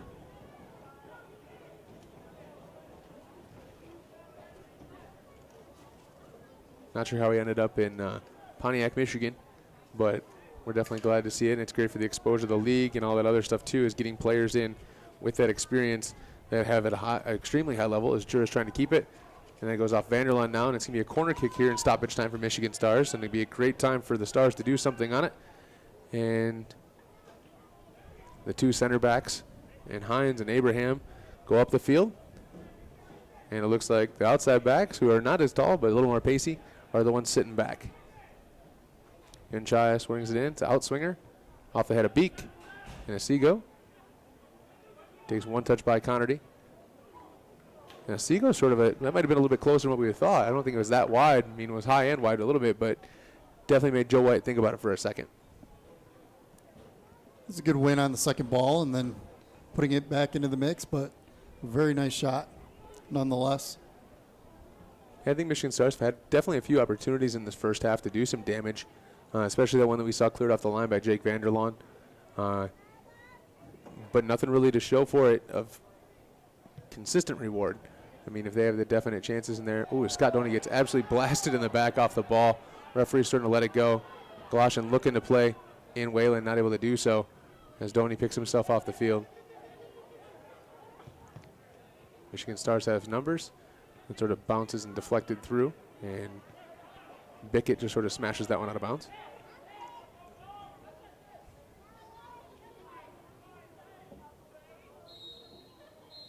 And there it is. There's the end of your first half there by our center official. Zoni's going to walk over and have a little word with the center official as well. He's the one that took the brutal punishment on that one. Be interesting this is Scott Doney's got our center official by about a foot of height. But sort of a interesting sort of first half. Both teams have a few chances in there. GRFC coming out in the strong suit. We'll definitely see what happens. But right now, halftime at Houseman Field. GRFC 1, Michigan Stars 0. We'll be back at it in 15 minutes. We'll see you then. Bones, joints, muscles, and connective tissues. Schedule an appointment with one of their experts by calling 616-267-8860. Spectrum Health is proud to support Grand Rapids FC. Come on, you boys in blue. We would also like to thank all of our corporate partners for the 2019 season. Founders Brewing Company, Lake Michigan Credit Union, Coppercraft Distillery, Speakeasy Lounge, Aquinas College, New Holland Brewing, Fitness 19, Gazelle Sports, Great Lakes Motor Coach. On two, and then just pick off that counterattack as Vanderlaan did on that long ball there. Vanderlaan left back, gets up in the attacking third, tries to hit a ball through, and it's an easy ball. Makruva. Guy gets it, plays it out wide. This is Vigario on that far side, cuts it back in. Michigan Stars in the box for the first time. Gonna be able to get that ball across, and Joe White just grabs it down, pairs it in front. As the aspects with that. Joe trying to find the ball in the box. A little spin moves in there. Players standing up for GRFC. Now the ball is hit, served in. Beek deflects it, and I think it's Houseman Field, GRFC, Michigan Stars. Neither team with much of a crack on goal as Doney lays that one back to Connerty. Connerty tries to cut it on. Able to do so, and it's in. As it came through, I think Connerty's first shot was deflected, goes up in the air. Scott Babayev is going to go back to Saginaw Valley State University. Connerty, Western Michigan University. Reardon, Whalen. Davenport just down the road. His dad, who's the coach, as Bickett nutmegs Michigan Stars, looks to break, able to do so.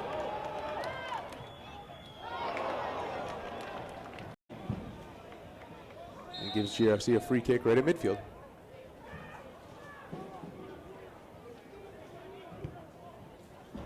Now big ball in there looking for Doney. Makruva goes up over the head of Doney, and that's a hard thing to do. You're just wasting a little bit of time. Ooh, Beek misplays that one, and Jura is going to sort of get in. Not exactly blazing speed, but he is in the box. Cuts that ball back, finds deflection off of Babayev.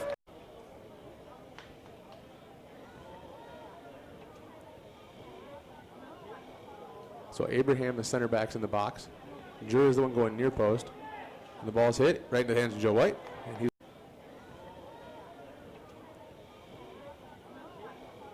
so Abraham, the center back's in the box. Jura is the one going near post. And the ball's hit right in the hands of Joe White. And he's looking to restart quick. Coming across to switch it. And plays it to Babayev to keep possession now. So 27th minute. And just into the 28th. I think it was a Reardon that won that header. Usually a lot of players, like the runs sort of happen there and they just miss the opportunity to play. And just as I say that, Yun Chai is going to come in there. Little cut back on Vanderlaan. Toe ball flick. Intended for Kunath and not able to reach it. And Reardon picks it. And GRFC a little sloppy with the ball. It gets Michigan Stars to go.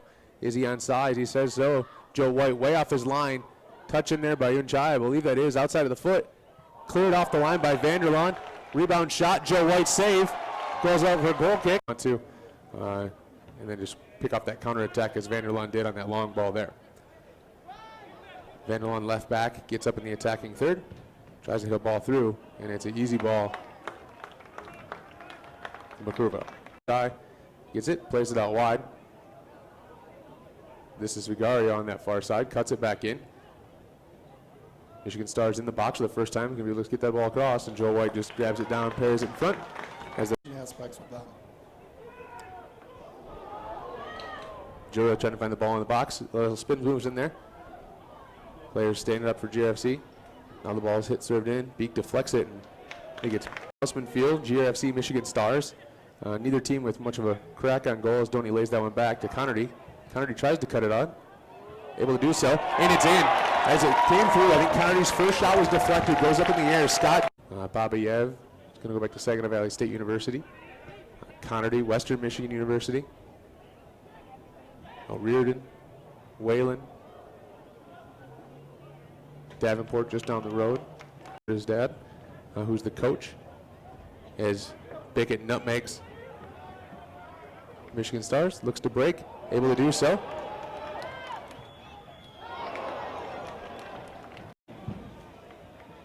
And gives GFC a free kick right at midfield.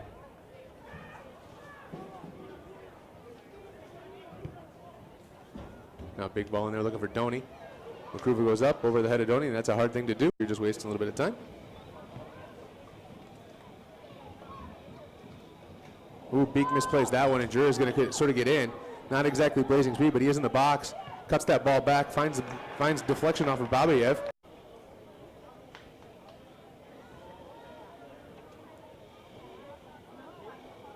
So Abraham, the center back's in the box. Jura is the one going near post. And the ball's hit right in the hands of Joe White. And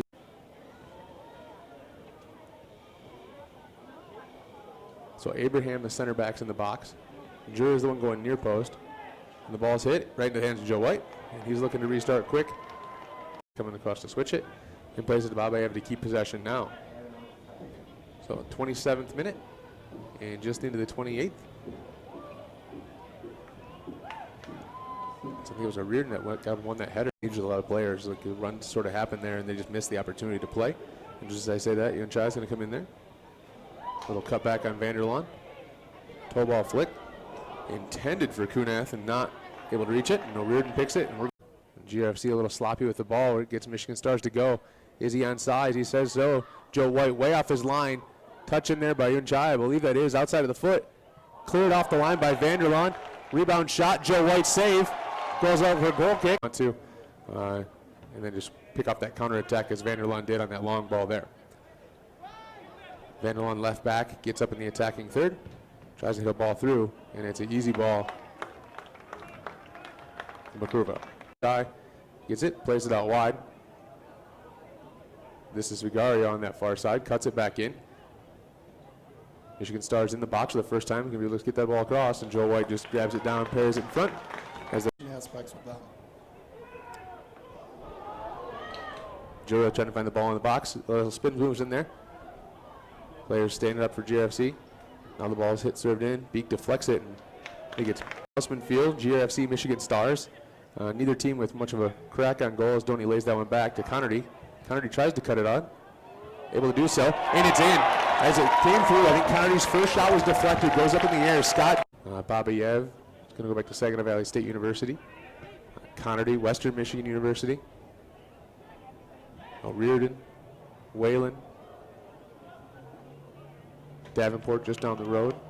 His dad, who's the coach, as Bickett nutmegs Michigan Stars, looks to break, able to do so.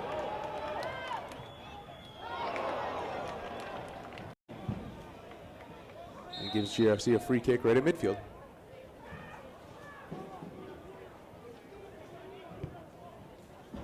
Now big ball in there looking for Doney. McCruver goes up over the head of Doney, and that's a hard thing to do. You're just wasting a little bit of time. Ooh, Beek misplays that one, and Jura is going to sort of get in. Not exactly blazing speed, but he is in the box. Cuts that ball back, finds deflection off of Babayev.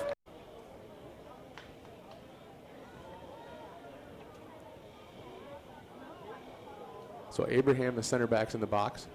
Jura is the one going near post. And the ball's hit right in the hands of Joe White. And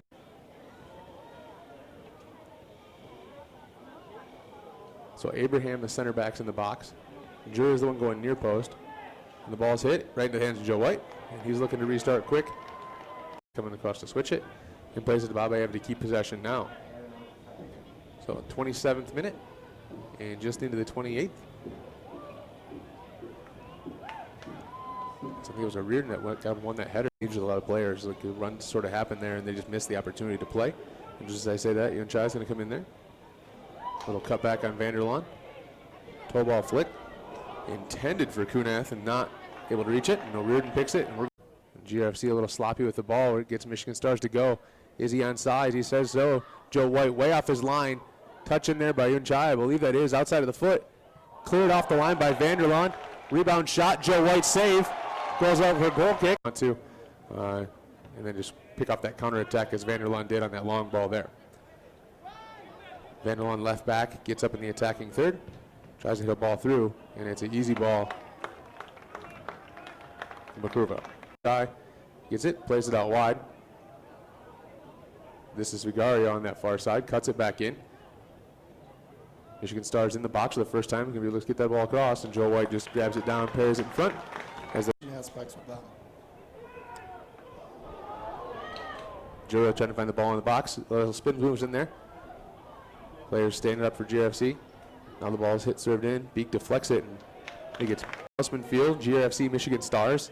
Neither team with much of a crack on goal as Doney lays that one back to Connerty. Connerty tries to cut it on. Able to do so, and it's in. As it came through, I think Connerty's first shot was deflected, goes up in the air. Scott Babayev is going to go back to Saginaw Valley State University. Connerty, Western Michigan University. Reardon, Whalen. Davenport just down the road. His dad, who's the coach, as Bickett nutmegs Michigan Stars. Looks to break, able to do so.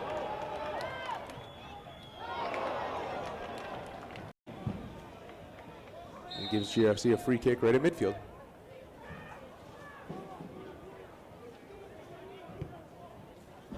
Now big ball in there looking for Doney. McCruver goes up over the head of Doney, and that's a hard thing to do. You're just wasting a little bit of time. Ooh, Beek misplays that one, and Jura is going to sort of get in. Not exactly blazing speed, but he is in the box. Cuts that ball back, finds deflection off of Babayev.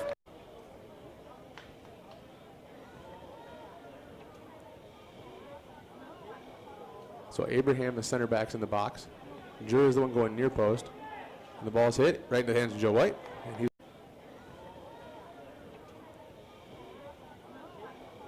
so Abraham, the center back's in the box. Jura is the one going near post. And the ball's hit right into the hands of Joe White. And he's looking to restart quick. Coming across to switch it. And plays it to Babayev to keep possession now.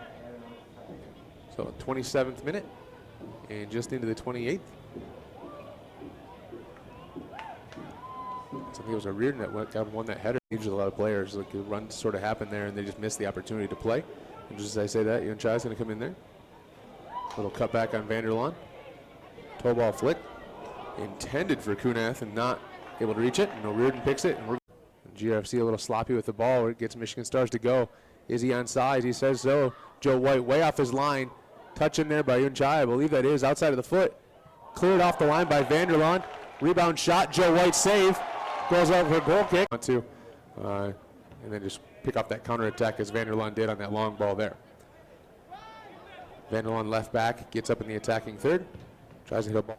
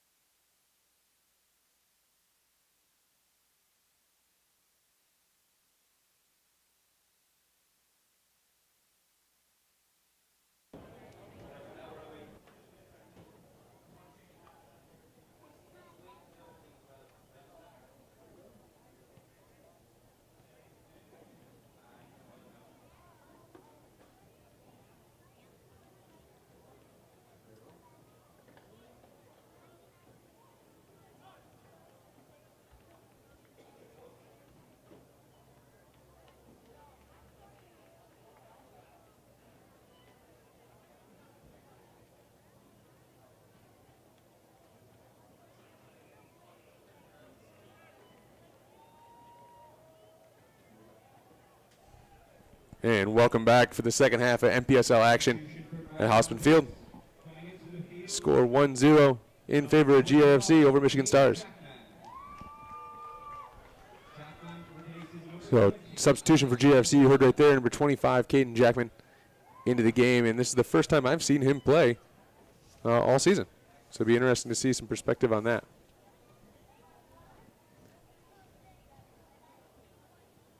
And it looks like he replaced Alex Mendoza. So that'd be the change in there. So Jamie, pretty lackluster sort of first half. What do you think we should expect out of the next 45 minutes of soccer? I would say more of the same. I think both teams are trying to score, which is kind of nice when there's not a whole lot on the line. You're just playing free soccer, really. And, it's been a clean game. It'd be interesting to see if it gets a little chippy, trying to get an extra goal or two from either way. But more than likely it's going to be much of the same. Good little skill there from Hines to get a little roll on the ball across it. Yeah, it'd be a couple little things in the first half. We did see that a card issued early on in that situation to Young Chai as Waylon tries to run this one down. So one little card, couple little fouls, but everybody seems pretty happy about it as Makruva just smashes that upfield, picked off by Babayev. This is now a Seago up there. Looked for Jura to keep the ball a little bit more as he needs to in that first half. Young Chai sort of gets stripped on it, and there's Gloshin in. Donny, Waylon on the side by himself. Stays on the run, but not able to keep the ball a little bit as he gets tugged by Vigario, but referee says nothing on it, so let's go. And then the ball quickly switches out to that other flank. Michigan Stars definitely, even though they're trailing by one, they're definitely in this game. They had a couple decent chances. GRFC probably had the share of them. So there's definitely more goals in this game. And I'd be interested to see when both coaches sort of go to the bench and try to throw on some different front runners onto the field, how things change a little bit.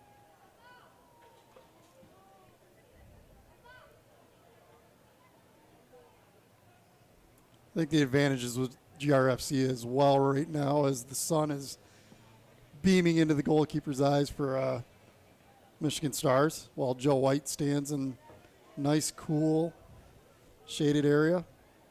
Ball sort of bounces to the 18. Tazafor picks it up, sort of hammers that upfield. Wants a foul on Connerty, but the referee's not going to have it. Yeah, that's the one thing. This field faces east and west. That sun starts to settle. That goal to the east side of the field definitely gets in a bright light, and you can see McCruve over there trying to block the sun at every given chance that he can do.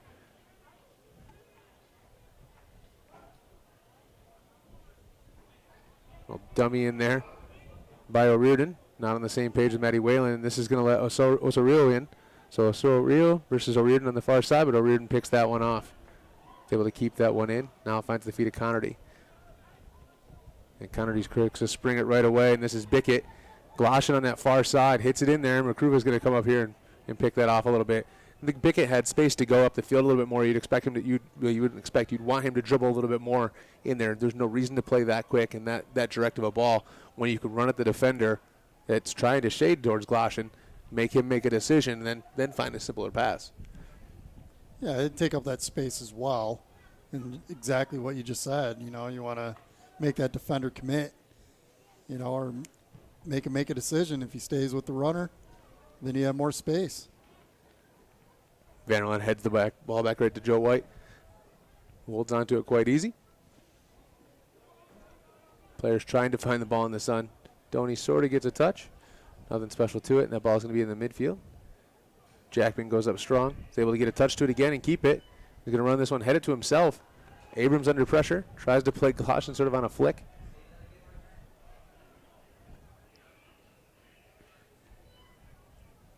Just sort of sporadic little ball bouncing through. It just bounces around a little bit. And it's not really much of a flow right now in the first 5 minutes of the second half. Need somebody to sort of put their stamp on the midfield and control the tempo and the pace of the game a little bit more than what we're seeing. Or Joe White's just going to have a shot on goal anyways. Oh, I don't think he was inside the box when he grabbed that with his hands. I think that his hands were definitely outside the box. Referee on the assistant referee on the near side, not able to track it in there, but he was under pressure from Doney, so he thought about heading it, but there's no way he's going to win a header against Scott Doney, so he backed up and sort of caught it.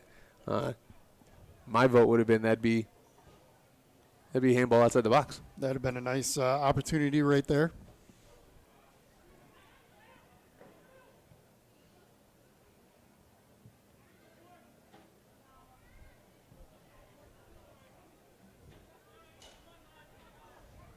Ball intended for Rigario goes way out of bounds. And this is going to be a throw-in for O'Riordan.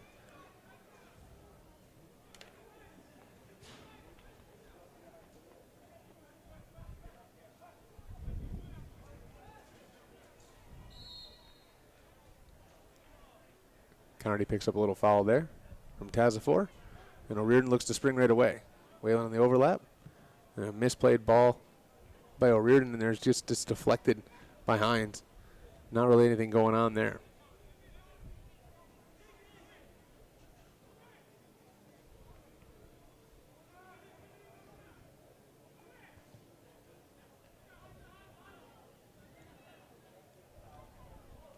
It's only about 40 minutes left in the season as Osorio picks this one off. Looks to play in Young Chai. Vanderland's got position and space. Even gets pulled out of the way and is able to keep the ball from him, no problem.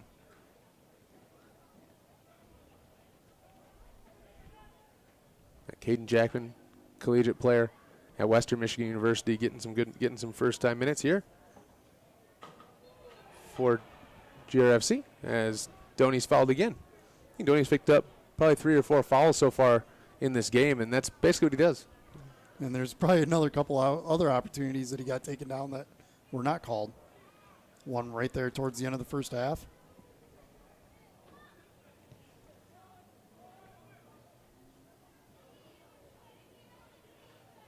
Ooh, half temp by Whalen off the chest trap, and Makruva goes down to his right and makes a great save. Whalen definitely hit through that one there, and that's one that definitely is going to test the Michigan Stars backline goalkeeper for sure on that one.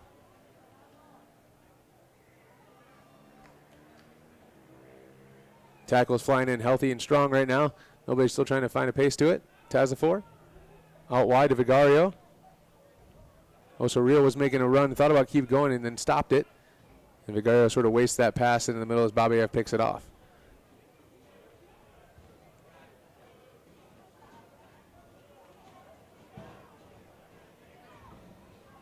Looks like another substitution here, or a substitution for Michigan Stars is going to happen with number 10, Kevin Tapcom, coming into the game. He's at the 4th official right now, waiting to be waved on by the center official. Asking a lot of Galoshin there with Abraham right under pressure. Makruva. Definitely no short of technical ability with him with his feet. He probably can go up and play on the field pretty well and pretty simply as well.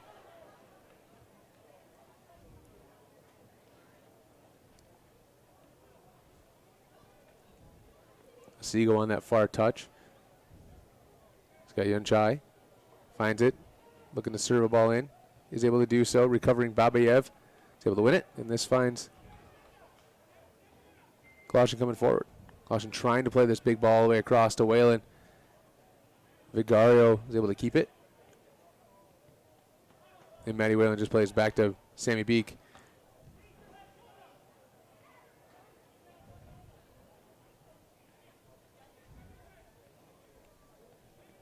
You want to make sure even that 1-goal lead, you want to take advantage of some opportunities in here because that 1-goal advantage disappears pretty fast.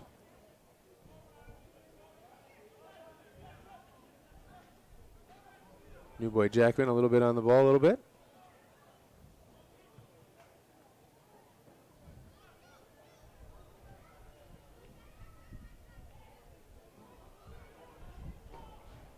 Doney putting Hines under pressure and forces him to make a play on the ball.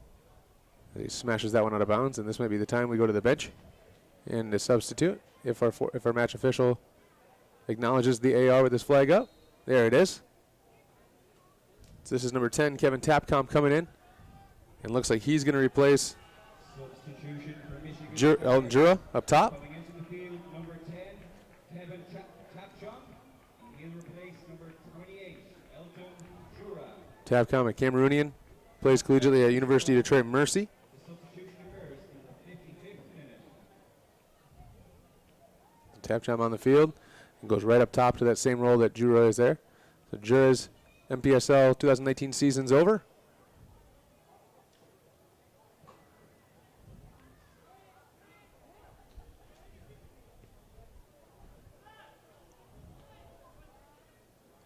Little dummy on there on Alou. Finds Whalen in. Whalen tries to serve this one in. It's going to be deflected from Hines out of bounds, and it's going to go across the end line for a GRFC corner.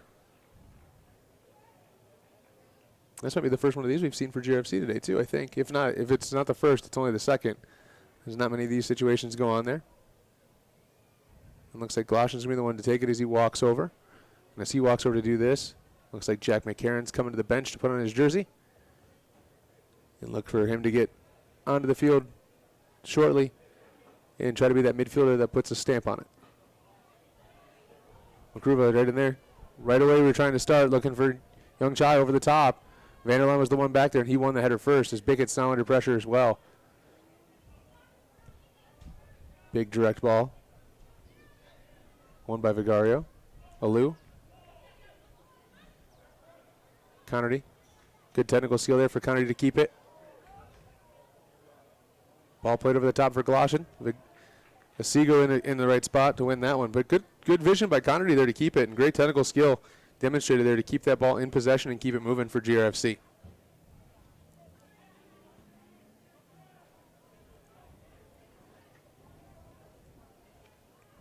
See a lot of players from Michigan Stars, when they get the ball at their feet, they don't seem like they want it at their feet, so they try to get rid of it as fast as possible. Connerty gets it there under pressure, tight pressure, and just keeps it there the whole time and spins and turns out of it. And here's the substitution as McCarron's going to come on.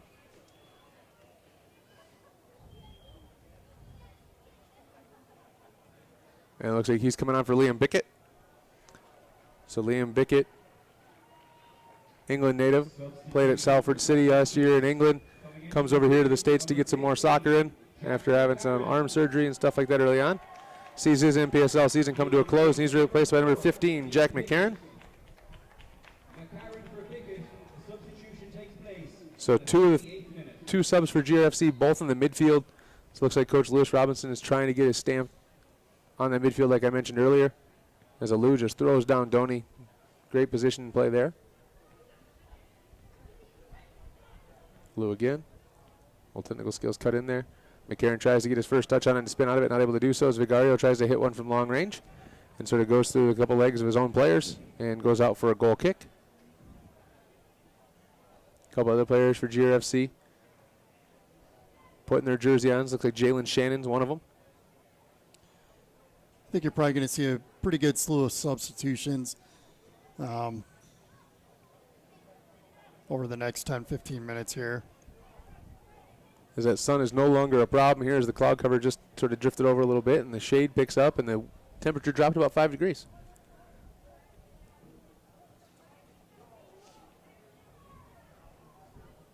But I would still expect a water break in here. It's down to about 81 degrees in here.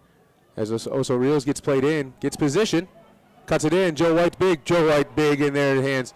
Oso Rios tries to hit it over the touch and hits it over the goal, but Joe White stands his ground firm and strong. Oso Rios not able to make the best of it, and Joe White stands up tall again. Way off his line, still makes a great save. Second ball in, looks like it was going to drop in. Joe White made a great effort to get back, get the bar, make sure the ball went over it. Yeah, we see to say that a lot with Joe White just making save after save after save. I mean, you don't expect goalkeepers to make that save from that range all the time, but he makes those more often than not and keeps that clean sheet going for GRFC in the 60th minute here. GRFC still leading Michigan Stars by a score of 1-0 off that goal from Scott Doney. In the 10th minute, as Gloshen floats offside. Waves his finger no to the center official, but it wasn't him that called it. It was the assistant on this side. Goes in. And looks like Shannon and Polstoway will be checking in here for GRFC.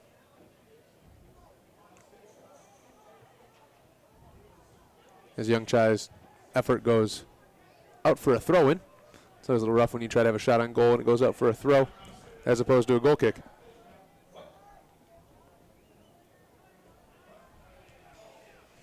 Looks like Michigan Stars have a little bit of tired legs. You know, in the first half, they did a great job when they got in that final third of getting numbers forward.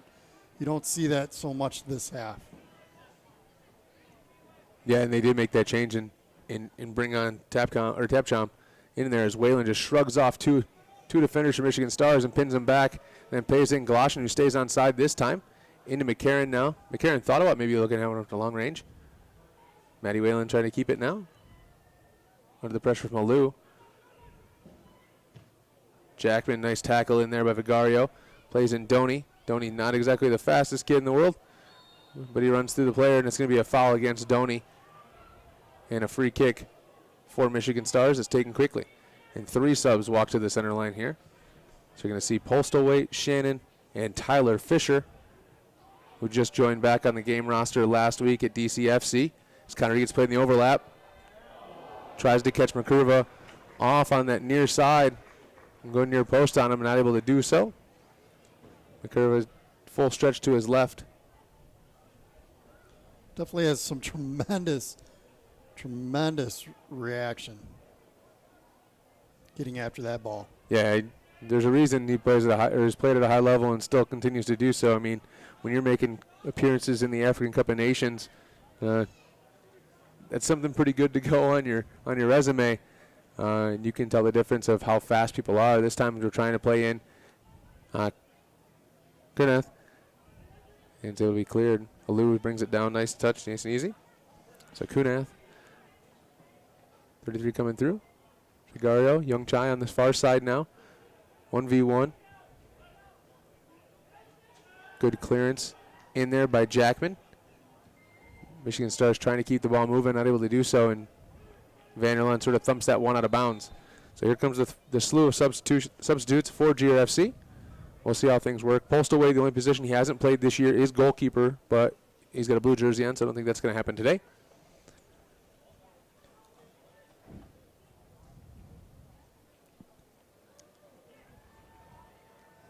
See, I just wonder if, if this score stays the same. If not, Tyler Fisher, number 18, Jaden Shannon, and number 11, Caleb Postlethwaite. So we'll see the changes there and how people work. Coming out, number 2, As Babayev comes off, Vanderlaan comes off, and Gloshin comes off. So we'll sort of see where players go and how they line up. Excuse me. So Vanderlaan's off, Gloshin's off, and Babayev's off. as I was saying, I was wondering, I wonder if Lewis Robinson would actually go to his bench and, give Joe White kind of a curtain call and maybe the final 5-7 minutes of this game. He's meant so much to this team this year. He saved him in a lot of cases. And he's probably been the most consistent player throughout the entire season and really hasn't been off the field at all. Yeah, he's played every minute that I've seen from day one there in the early on season with the Milk Cup stuff. With Noya Fugano being the backup goalkeeper. Not getting any jog in, not warming up too much, but he's over there. Just so you guys know, Jalen Shannon slid in at center back for Babayev. Postlethwaite went to the left back for Vanderlaan. And then Fisher's going onto that left side flank as Vigario gets in the 18 here. Brings it inside, tries to cut the ball back, able to do so, but none of his players are in that space as they're already all too deep.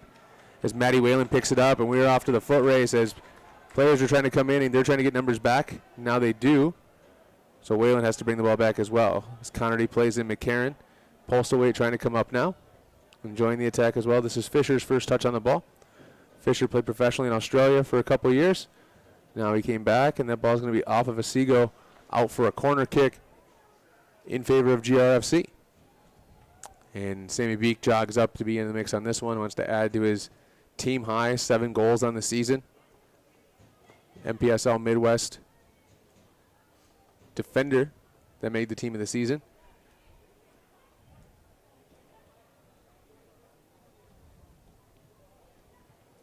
Pulse weight on that one. Not able to put it on frame. It's going to bounce harmlessly over the own line for a goal kick. And McCurva is going to take this one again.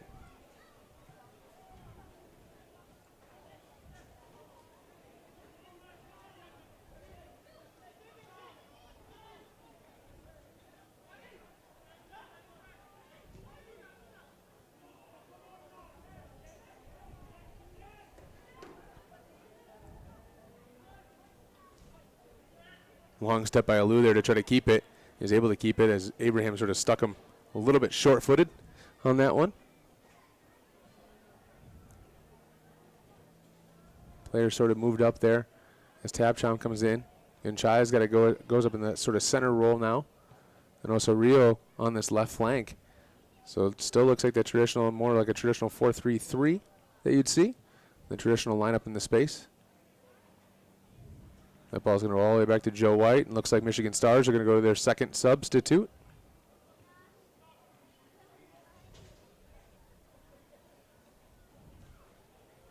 Check into the game. It's Thomas Kiminu.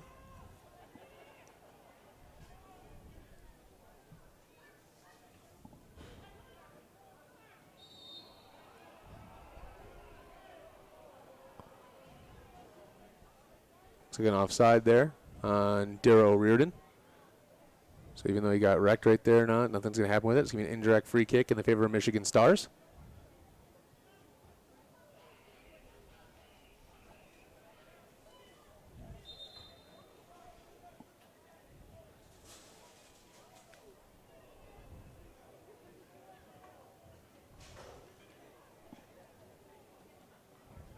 Thomas Kemenu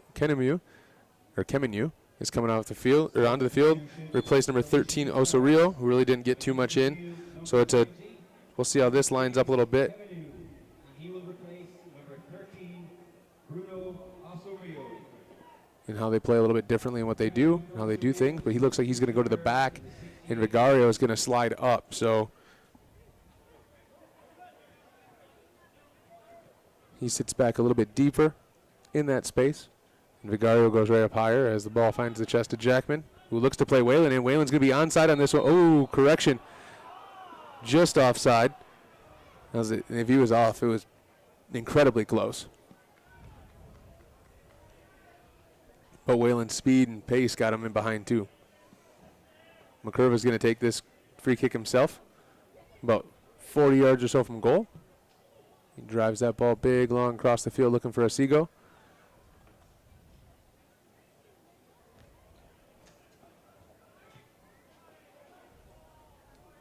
Connerty looking to try to play Doney in, just overhits that pass, but McCurva's way up his line.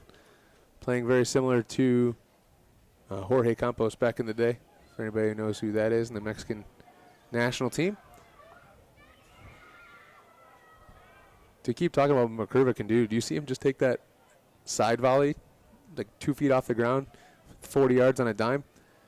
His accuracy is very impressive. Vigario did some great stuff, and then his last touch fails him. It's going to be out for a goal kick, and this is, I think, time for the water break, it looks like.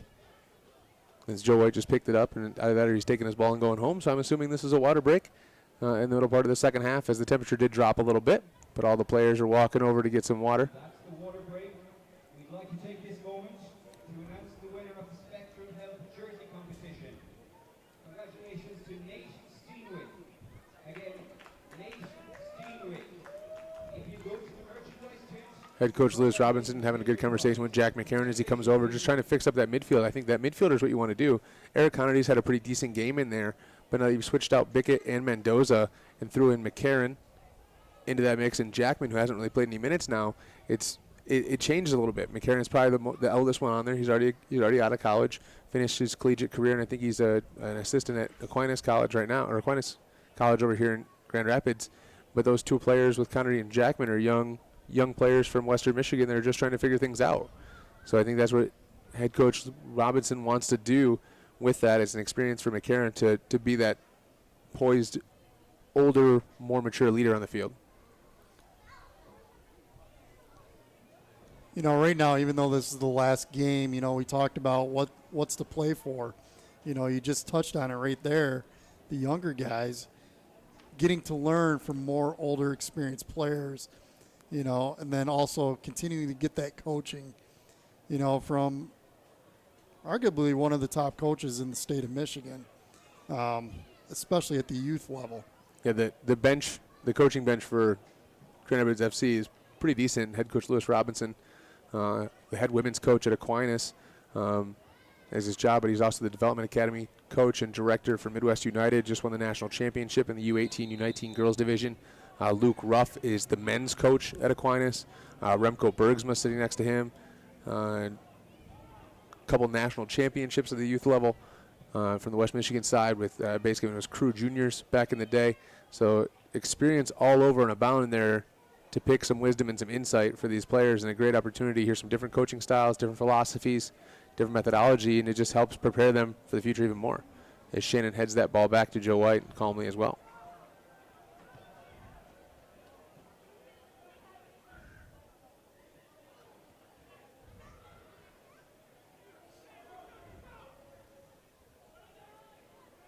Waylon Connerty.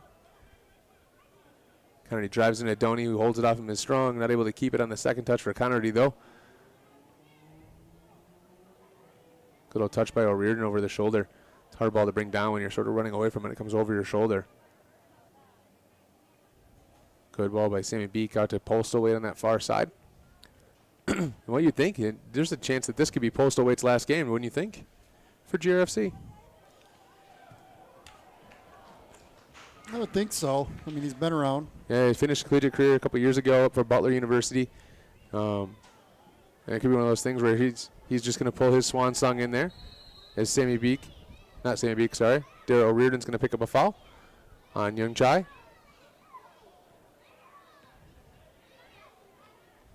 Players sort of grabbing their arms and wrists, and both of them sort of stretching things out a little bit.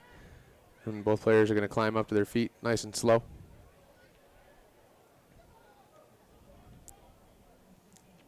Doesn't look like much of a hard challenge, but just depends how you come down on the ball and what happens there afterwards.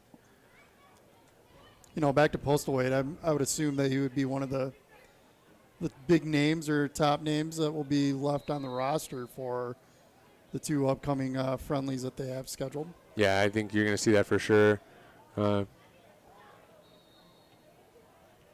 Postlethwaite's done everything here. He's basically bleeds blue for GRFC and does everything that anybody has ever asked for him in the club. Played every position basically under the sun, like we've talked about, except for goalkeeper. But he's definitely has that experience. And there's some players out here that are still not in the college game, like Joe White's past his college time. Postlethwaite is as well. Doney, the rest of them, and McCarron. So there's 4 players in the field that are past their college levels times. And the other ones are going to go jump back into college and when Division I opens up in a few weeks. And then Division II opens up way later. I think they go in like August 19th as Doney's in the box. You'll also have, I believe DeCosimo will be around as well, you know, for those friendlies. Yeah, Brookhuizen we've seen a few times in recent weeks at the end. You've seen players like that have that experience that can come in and play too. His Beak misreads that one, but it's going to force Shannon to be in the right spot. Jackman sort of takes a knee to try to chest trap that one.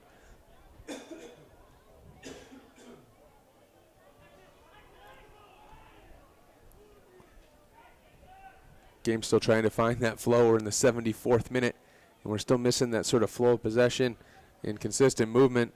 Well, granted, GRFC's tested McCurva a couple times. Joe White stood tall a couple times. Vanderlaan saves one on the back or off the goal line, basically. So we've had no shortage of chances. It's just that game's sort of sporadic and jumpy.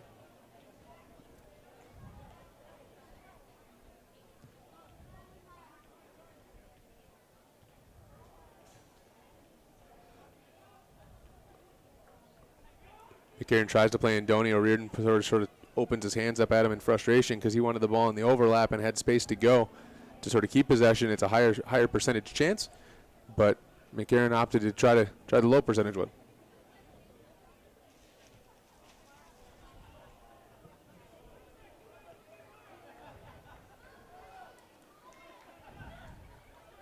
definitely an offensive option for Michigan Stars when they throw Kemenu up there. But he hasn't really gotten in the attack too much, as Young Chai is going to play in there. Into the feet of Tapcom. Now it finds over here to Kuneth. Tries to cut in on the right. O'Riordan stands tall and breaks that one down. He's off to the races. Almost trips over his own 2 feet. Then plays it in to Doney. It looks like it's going to be an offside call on Doney. Interesting, because it looks like he had position. Looks like GFC is going to go to the bench again. Make another substitute.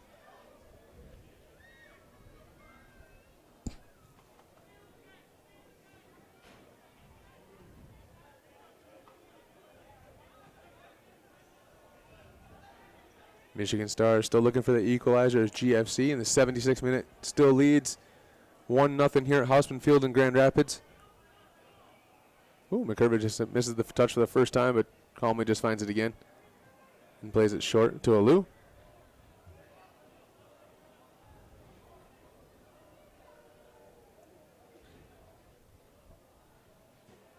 With Connery up to pressure.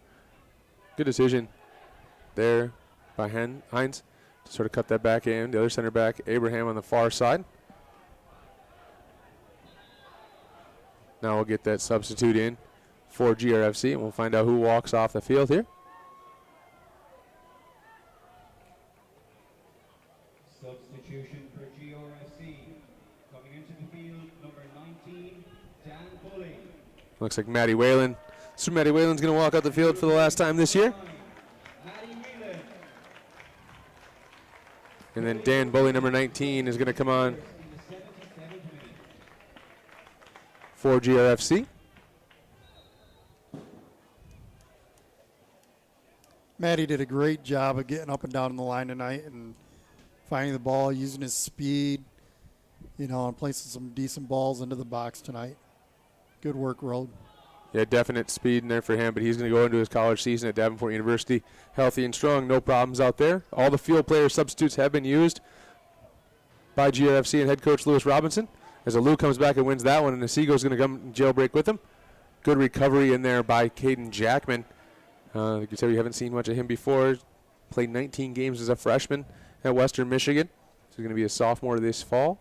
And you can see the speed of recovery he has as well. And Asigo just smashes this one over the field. So Reardon brings it down nice and calm.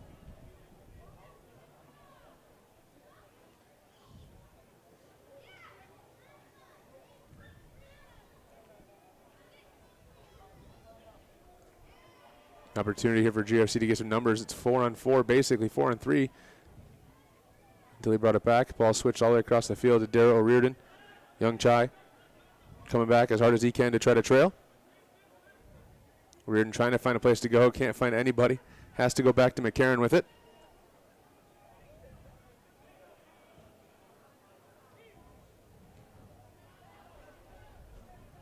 Offside on the far side of the field. Our center referee hasn't looked at it yet.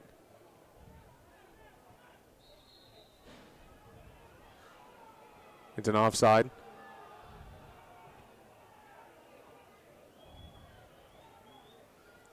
Referee let the play happen and let the play go on. It was a throw-in. The offside was called before that on Bully, who was on the back shoulder. So it should be an indirect free kick on the far side, but our center official probably should take a glance at least a little bit more to figure that stuff out. Anytime there's a ball played up near that sort of offside line, you should be checking that with your assistant official on the side just to see where you're at. But it does end up with the right call anyways. You know, it also helps too. You see some officials come in with the wireless headsets, you know, so they can communicate with one another. You know, so when that flag goes up, a little buzz into the ear. We got an offsides. You know, then play stopped and doesn't carry on. Missed touch by Alou. Requires Doney to keep it. Able to poke it back to McCarron. And then plays it a sort of wasted ball up. McCurva's way off his line again. This is like a 1-0 game. I'm going to expect him to be at midfield most of the time when they get into the offensive third just to see what he can do going up in attack. Like we said, GRFC's used all their field player substitutes. Couple player options still for Michigan Stars. that they have got to go to, and they haven't been there yet. Alou with another missed touch. A couple missed touches in a row for Alou.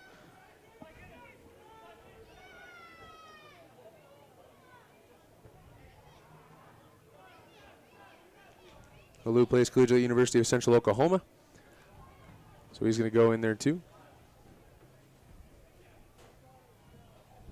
But there's still some options here for Michigan Stars. Only one substitute warming up.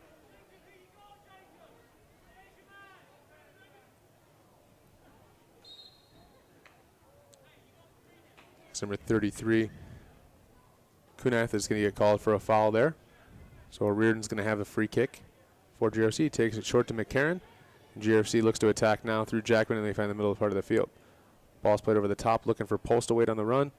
Postawait's able to keep it in there, but not do anything with it because it sort of pass was a little bit overhit.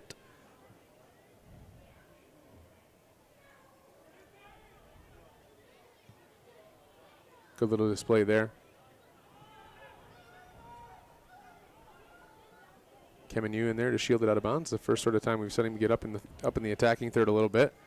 Listed as a forward on their team sheet, playing left back right now, so you'd assume that he's going to try to get into the attack. Fasigo comes in. Shannon picks that pass off and just sort of half volleys it clear up to Doney.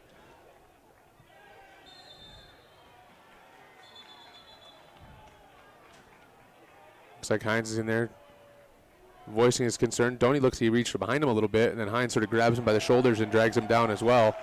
That's the threat that Doney gives you. I mean, he's that big, tall striker forward that you want. He's going to post up and body up on anybody in there. You know, that's one thing that I always talk and teach my my strikers, you know, especially the target forward, you know, get into the defender so you, A, know where he's at, B, you're holding him off from receiving that ball. Try to catch McCurry off his line, but experienced enough back there to win it, and then he just ropes down a side volley about 60 yards. Trying to spring in Young Chai and is able to do so. And it forces Sammy Beek to play it out of bounds. Here's a substitute. So it looks like number 4, Robert Young Chai, the other son of head coach George, and the brother to Steven on the field.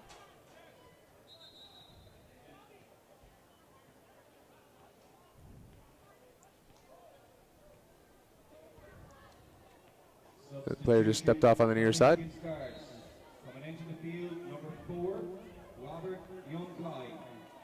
He'll replace number 33, Jacob Kunath. So you can hear a stadium announcer in there, replacing number 33, Kunath, and he's going to step right into the midfield action and try to get up there right away. Actually, he's going to slide into that, looks like the right back spot, and allows Asigo and his speed to go up a little bit more. So Robert Yunkai steps on, and they go to tactical change again, getting the speedy Asigo a little bit higher up the field.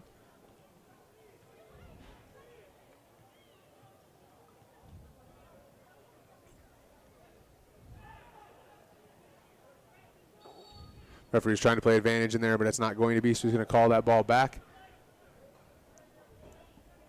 84th minute, about 6 minutes or so, give or take, in regulation, plus stoppage time.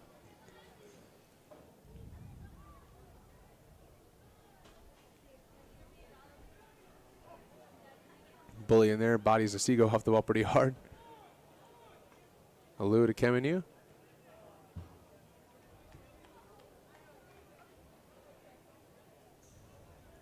Tyler Fisher picked that one off pretty well, as Fisher is now slid over here to the right side when Bully's come on, so Bully goes to that right side. I mean, Fisher might have been a welcome addition if he would have got on this roster a little bit earlier in the season. Would have been nice to have more options there for him, because you can see what he can do with pace, especially when he's game fit and soccer fit, of course. It's going to be a handball. And Vigario, about 30 or so yards from goal. So definitely a great range here for Jack McCarran to serve up a really good ball. I think McCurva's in there. It's probably not a shooting decision, but you're going to make this dangerous in there, as you got Sammy Beek and Scott Doney and Dan Bully, all physical threats in the box. Bully's the one on the far side matched up, it looks like, with the Seagulls. There's a good 6 inches difference there, too. Now Lou picks him up. As McCarron serves that back into the far post. Sort of a wasted chance, maybe intended for Bully. But McCurva grabs it no problem and springs the Seagull quickly up the field.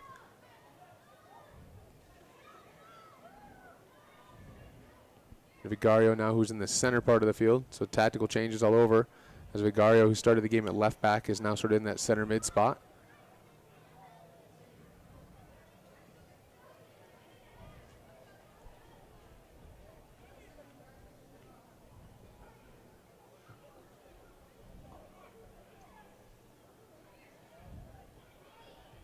Little target in there by Connerty.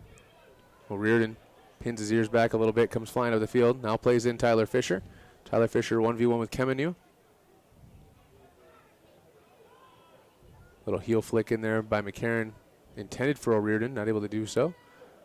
And then Postlewaite keeps it in. GFC starting to have to do a little bit of sustained pressure up here against Michigan Stars as Bully sort of keeps the ball in and just dribbles through, gets the ball back. Dim Bully's probably not going to beat anybody in a foot race, but he is going to be fairly strong on the ball and keep it there. And it's going to result in another corner kick here for GRFC.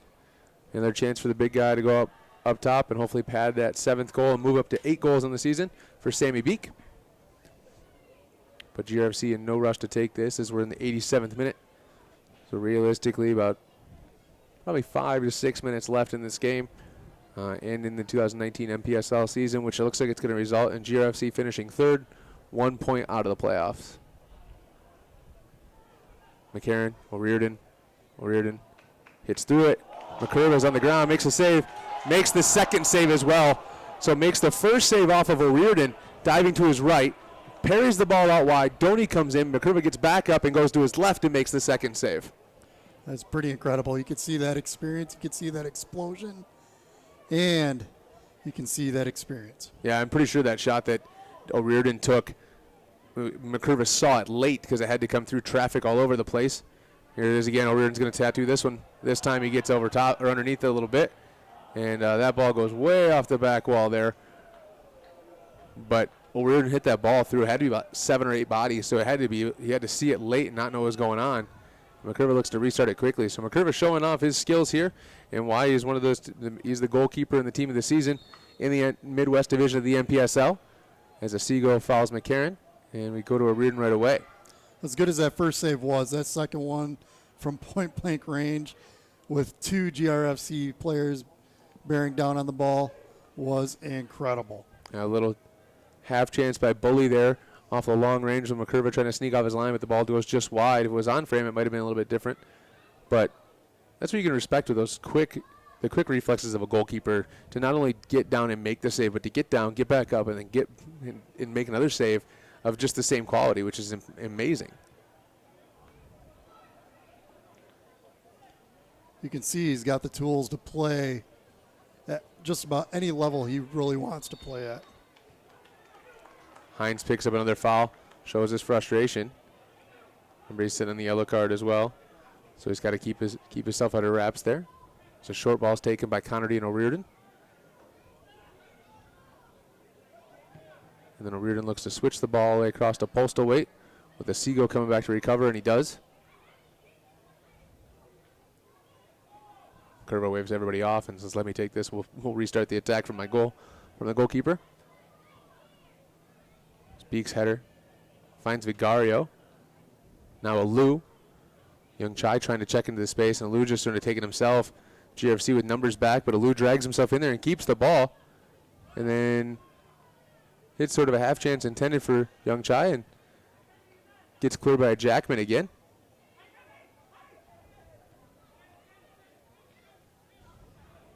McCurva up there being an option for Abraham.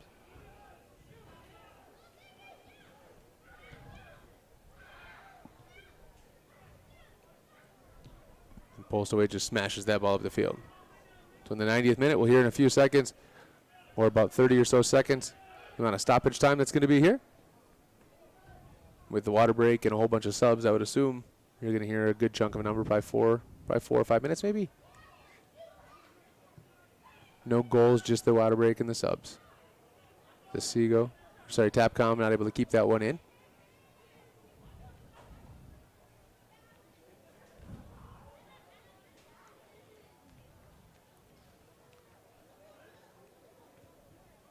Ball goes out of McCarran. It's going to be a throw in.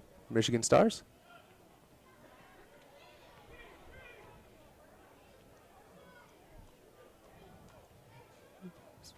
Let's see, go over there. Finds Young Chai. 3 minutes of stoppage time as Jalen Shannon goes sky high over that. Tapcom sort of long range effort goes way over as Joe White gets a ball from our ball kid and restarts this one. So 3 minutes of stoppage time at minimum. Remember, it's all at the referee's discretion. He can do what he wants to.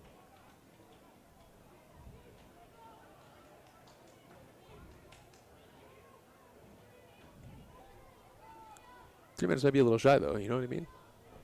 You saw 8 subs, 9 subs, and a water break. Yeah, you know, it's... Doney takes this one off the chest. Hold on, sorry, Jamie. He's going to body up in this one. Not able to keep that in. There, Michigan Stars on there. So, sorry, finish it No, up. is you know, again, we go back to the fact that this game has no barring on the playoffs. So I guess taking a, you know, a shorter amount of stoppage time, you're actually keeping the players safer. You know, they are going back to, you know, their colleges or onto their full-time jobs, you know. So, you know, it's a hot night as well. Just so you know, the goal that you just saw does not count. It wasn't offside on Doney, who was in an offside position. When you check back to the ball, as McCurva plays that one long to Abraham, who's went and slid up there.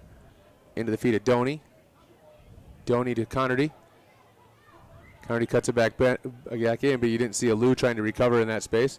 We're probably a minute and a half into that 3 minutes of stoppage time, and Michigan Stars still trying to push to get this equalizing goal. Want GFC, of course, to keep it moving.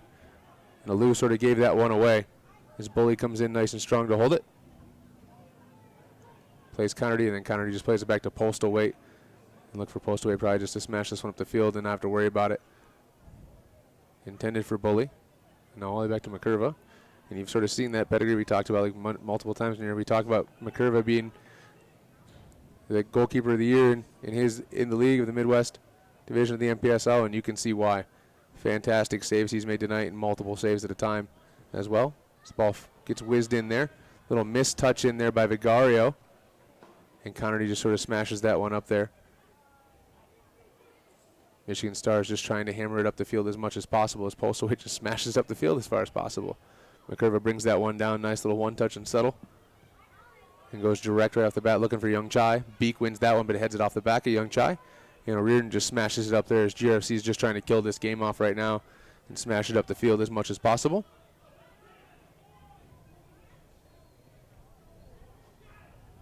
McCurva not able to keep that one in bounds as Doney under pressure. The risky play in there as he's playing in there with Tazafor, plays it back to him on a throw in, but Doney was tight under pressure there and forces that ball to get played out of bounds. And GRFC just keeps the clock ticking and wastes more of the time off of the field. Probably the last little sequence here for Michigan Stars or GRFC to try to do anything here. And they're going to go forward looking for Tabcom. 1v1 with O'Riordan. Brings it in, serves the ball into the back post. Postlethwaite right there, just over the, and Postlethwaite takes the header just over the head of Asigo and then saves it from a throw in as well. And right there, the referee blows the whistle, and that's going to be final curtains on the 2019 MPSL season for both the Michigan Stars and for GRFC. Maybe not the offensive powerhouse or offensive threat we want to see, but that's no shortage of chances on either side and no shortage of saves on either side too. Joe White and McCurva coming up big. McCurva came up extremely big. You know, the ones that Joe White had to make were, you know, kind of put right at him. He didn't really have to make a dramatic save outside of that one maybe in the first half where he was getting back to the ball. But this being the last game, you get a W. Yeah, unfortunately, you finish 1 point out of the playoff race. You finish in third. But for Joe White, the season that he had, it's great to walk out here with one more clean sheet. Yeah, exactly. And I think Joe White came up huge on a number of occasions throughout the season. He was the reason we're probably still close in that game. He's probably been the most consistent performer for us all year. And then on the field player, you've got Sammy Beacon, stuff like that. So when you think about the season, Jamie, when you think about all the games you've seen, 14 games in the MPSL Midwest season, 7 home, 7 away. When you think about those, who really stood out to you as the bright spot? Well, I think Sammy Beek, you know, he was phenomenal once he found his role, found his legs. You know, unfortunately, he was hurt there for the DCFC game. You know, our leading scorer, and you don't kind of see a lot of leading scorers being your center back. I also, obviously, Joe White stood out, but one player that I think really improved as the season went along was DeCosimo. DeCosimo came in a little overweight, I guess you would say, a little out of shape, got his body into playing shape, and really made an impact as the season went on. Yeah, and there's some situations where injuries sort of caused us some certain games as well. We talk about those injuries to Doney, Beek, George Jeremy, who started the season with us, one of the better players, and then just that little inconsistencies there. But you got a bright spot in here, as you can see, the GRFC players going over to the Grand Army to congratulate them. But definitely not. I mean, it might be a disappointing result by not making the playoffs, but definitely still a success in there, especially with as much turnover as they had.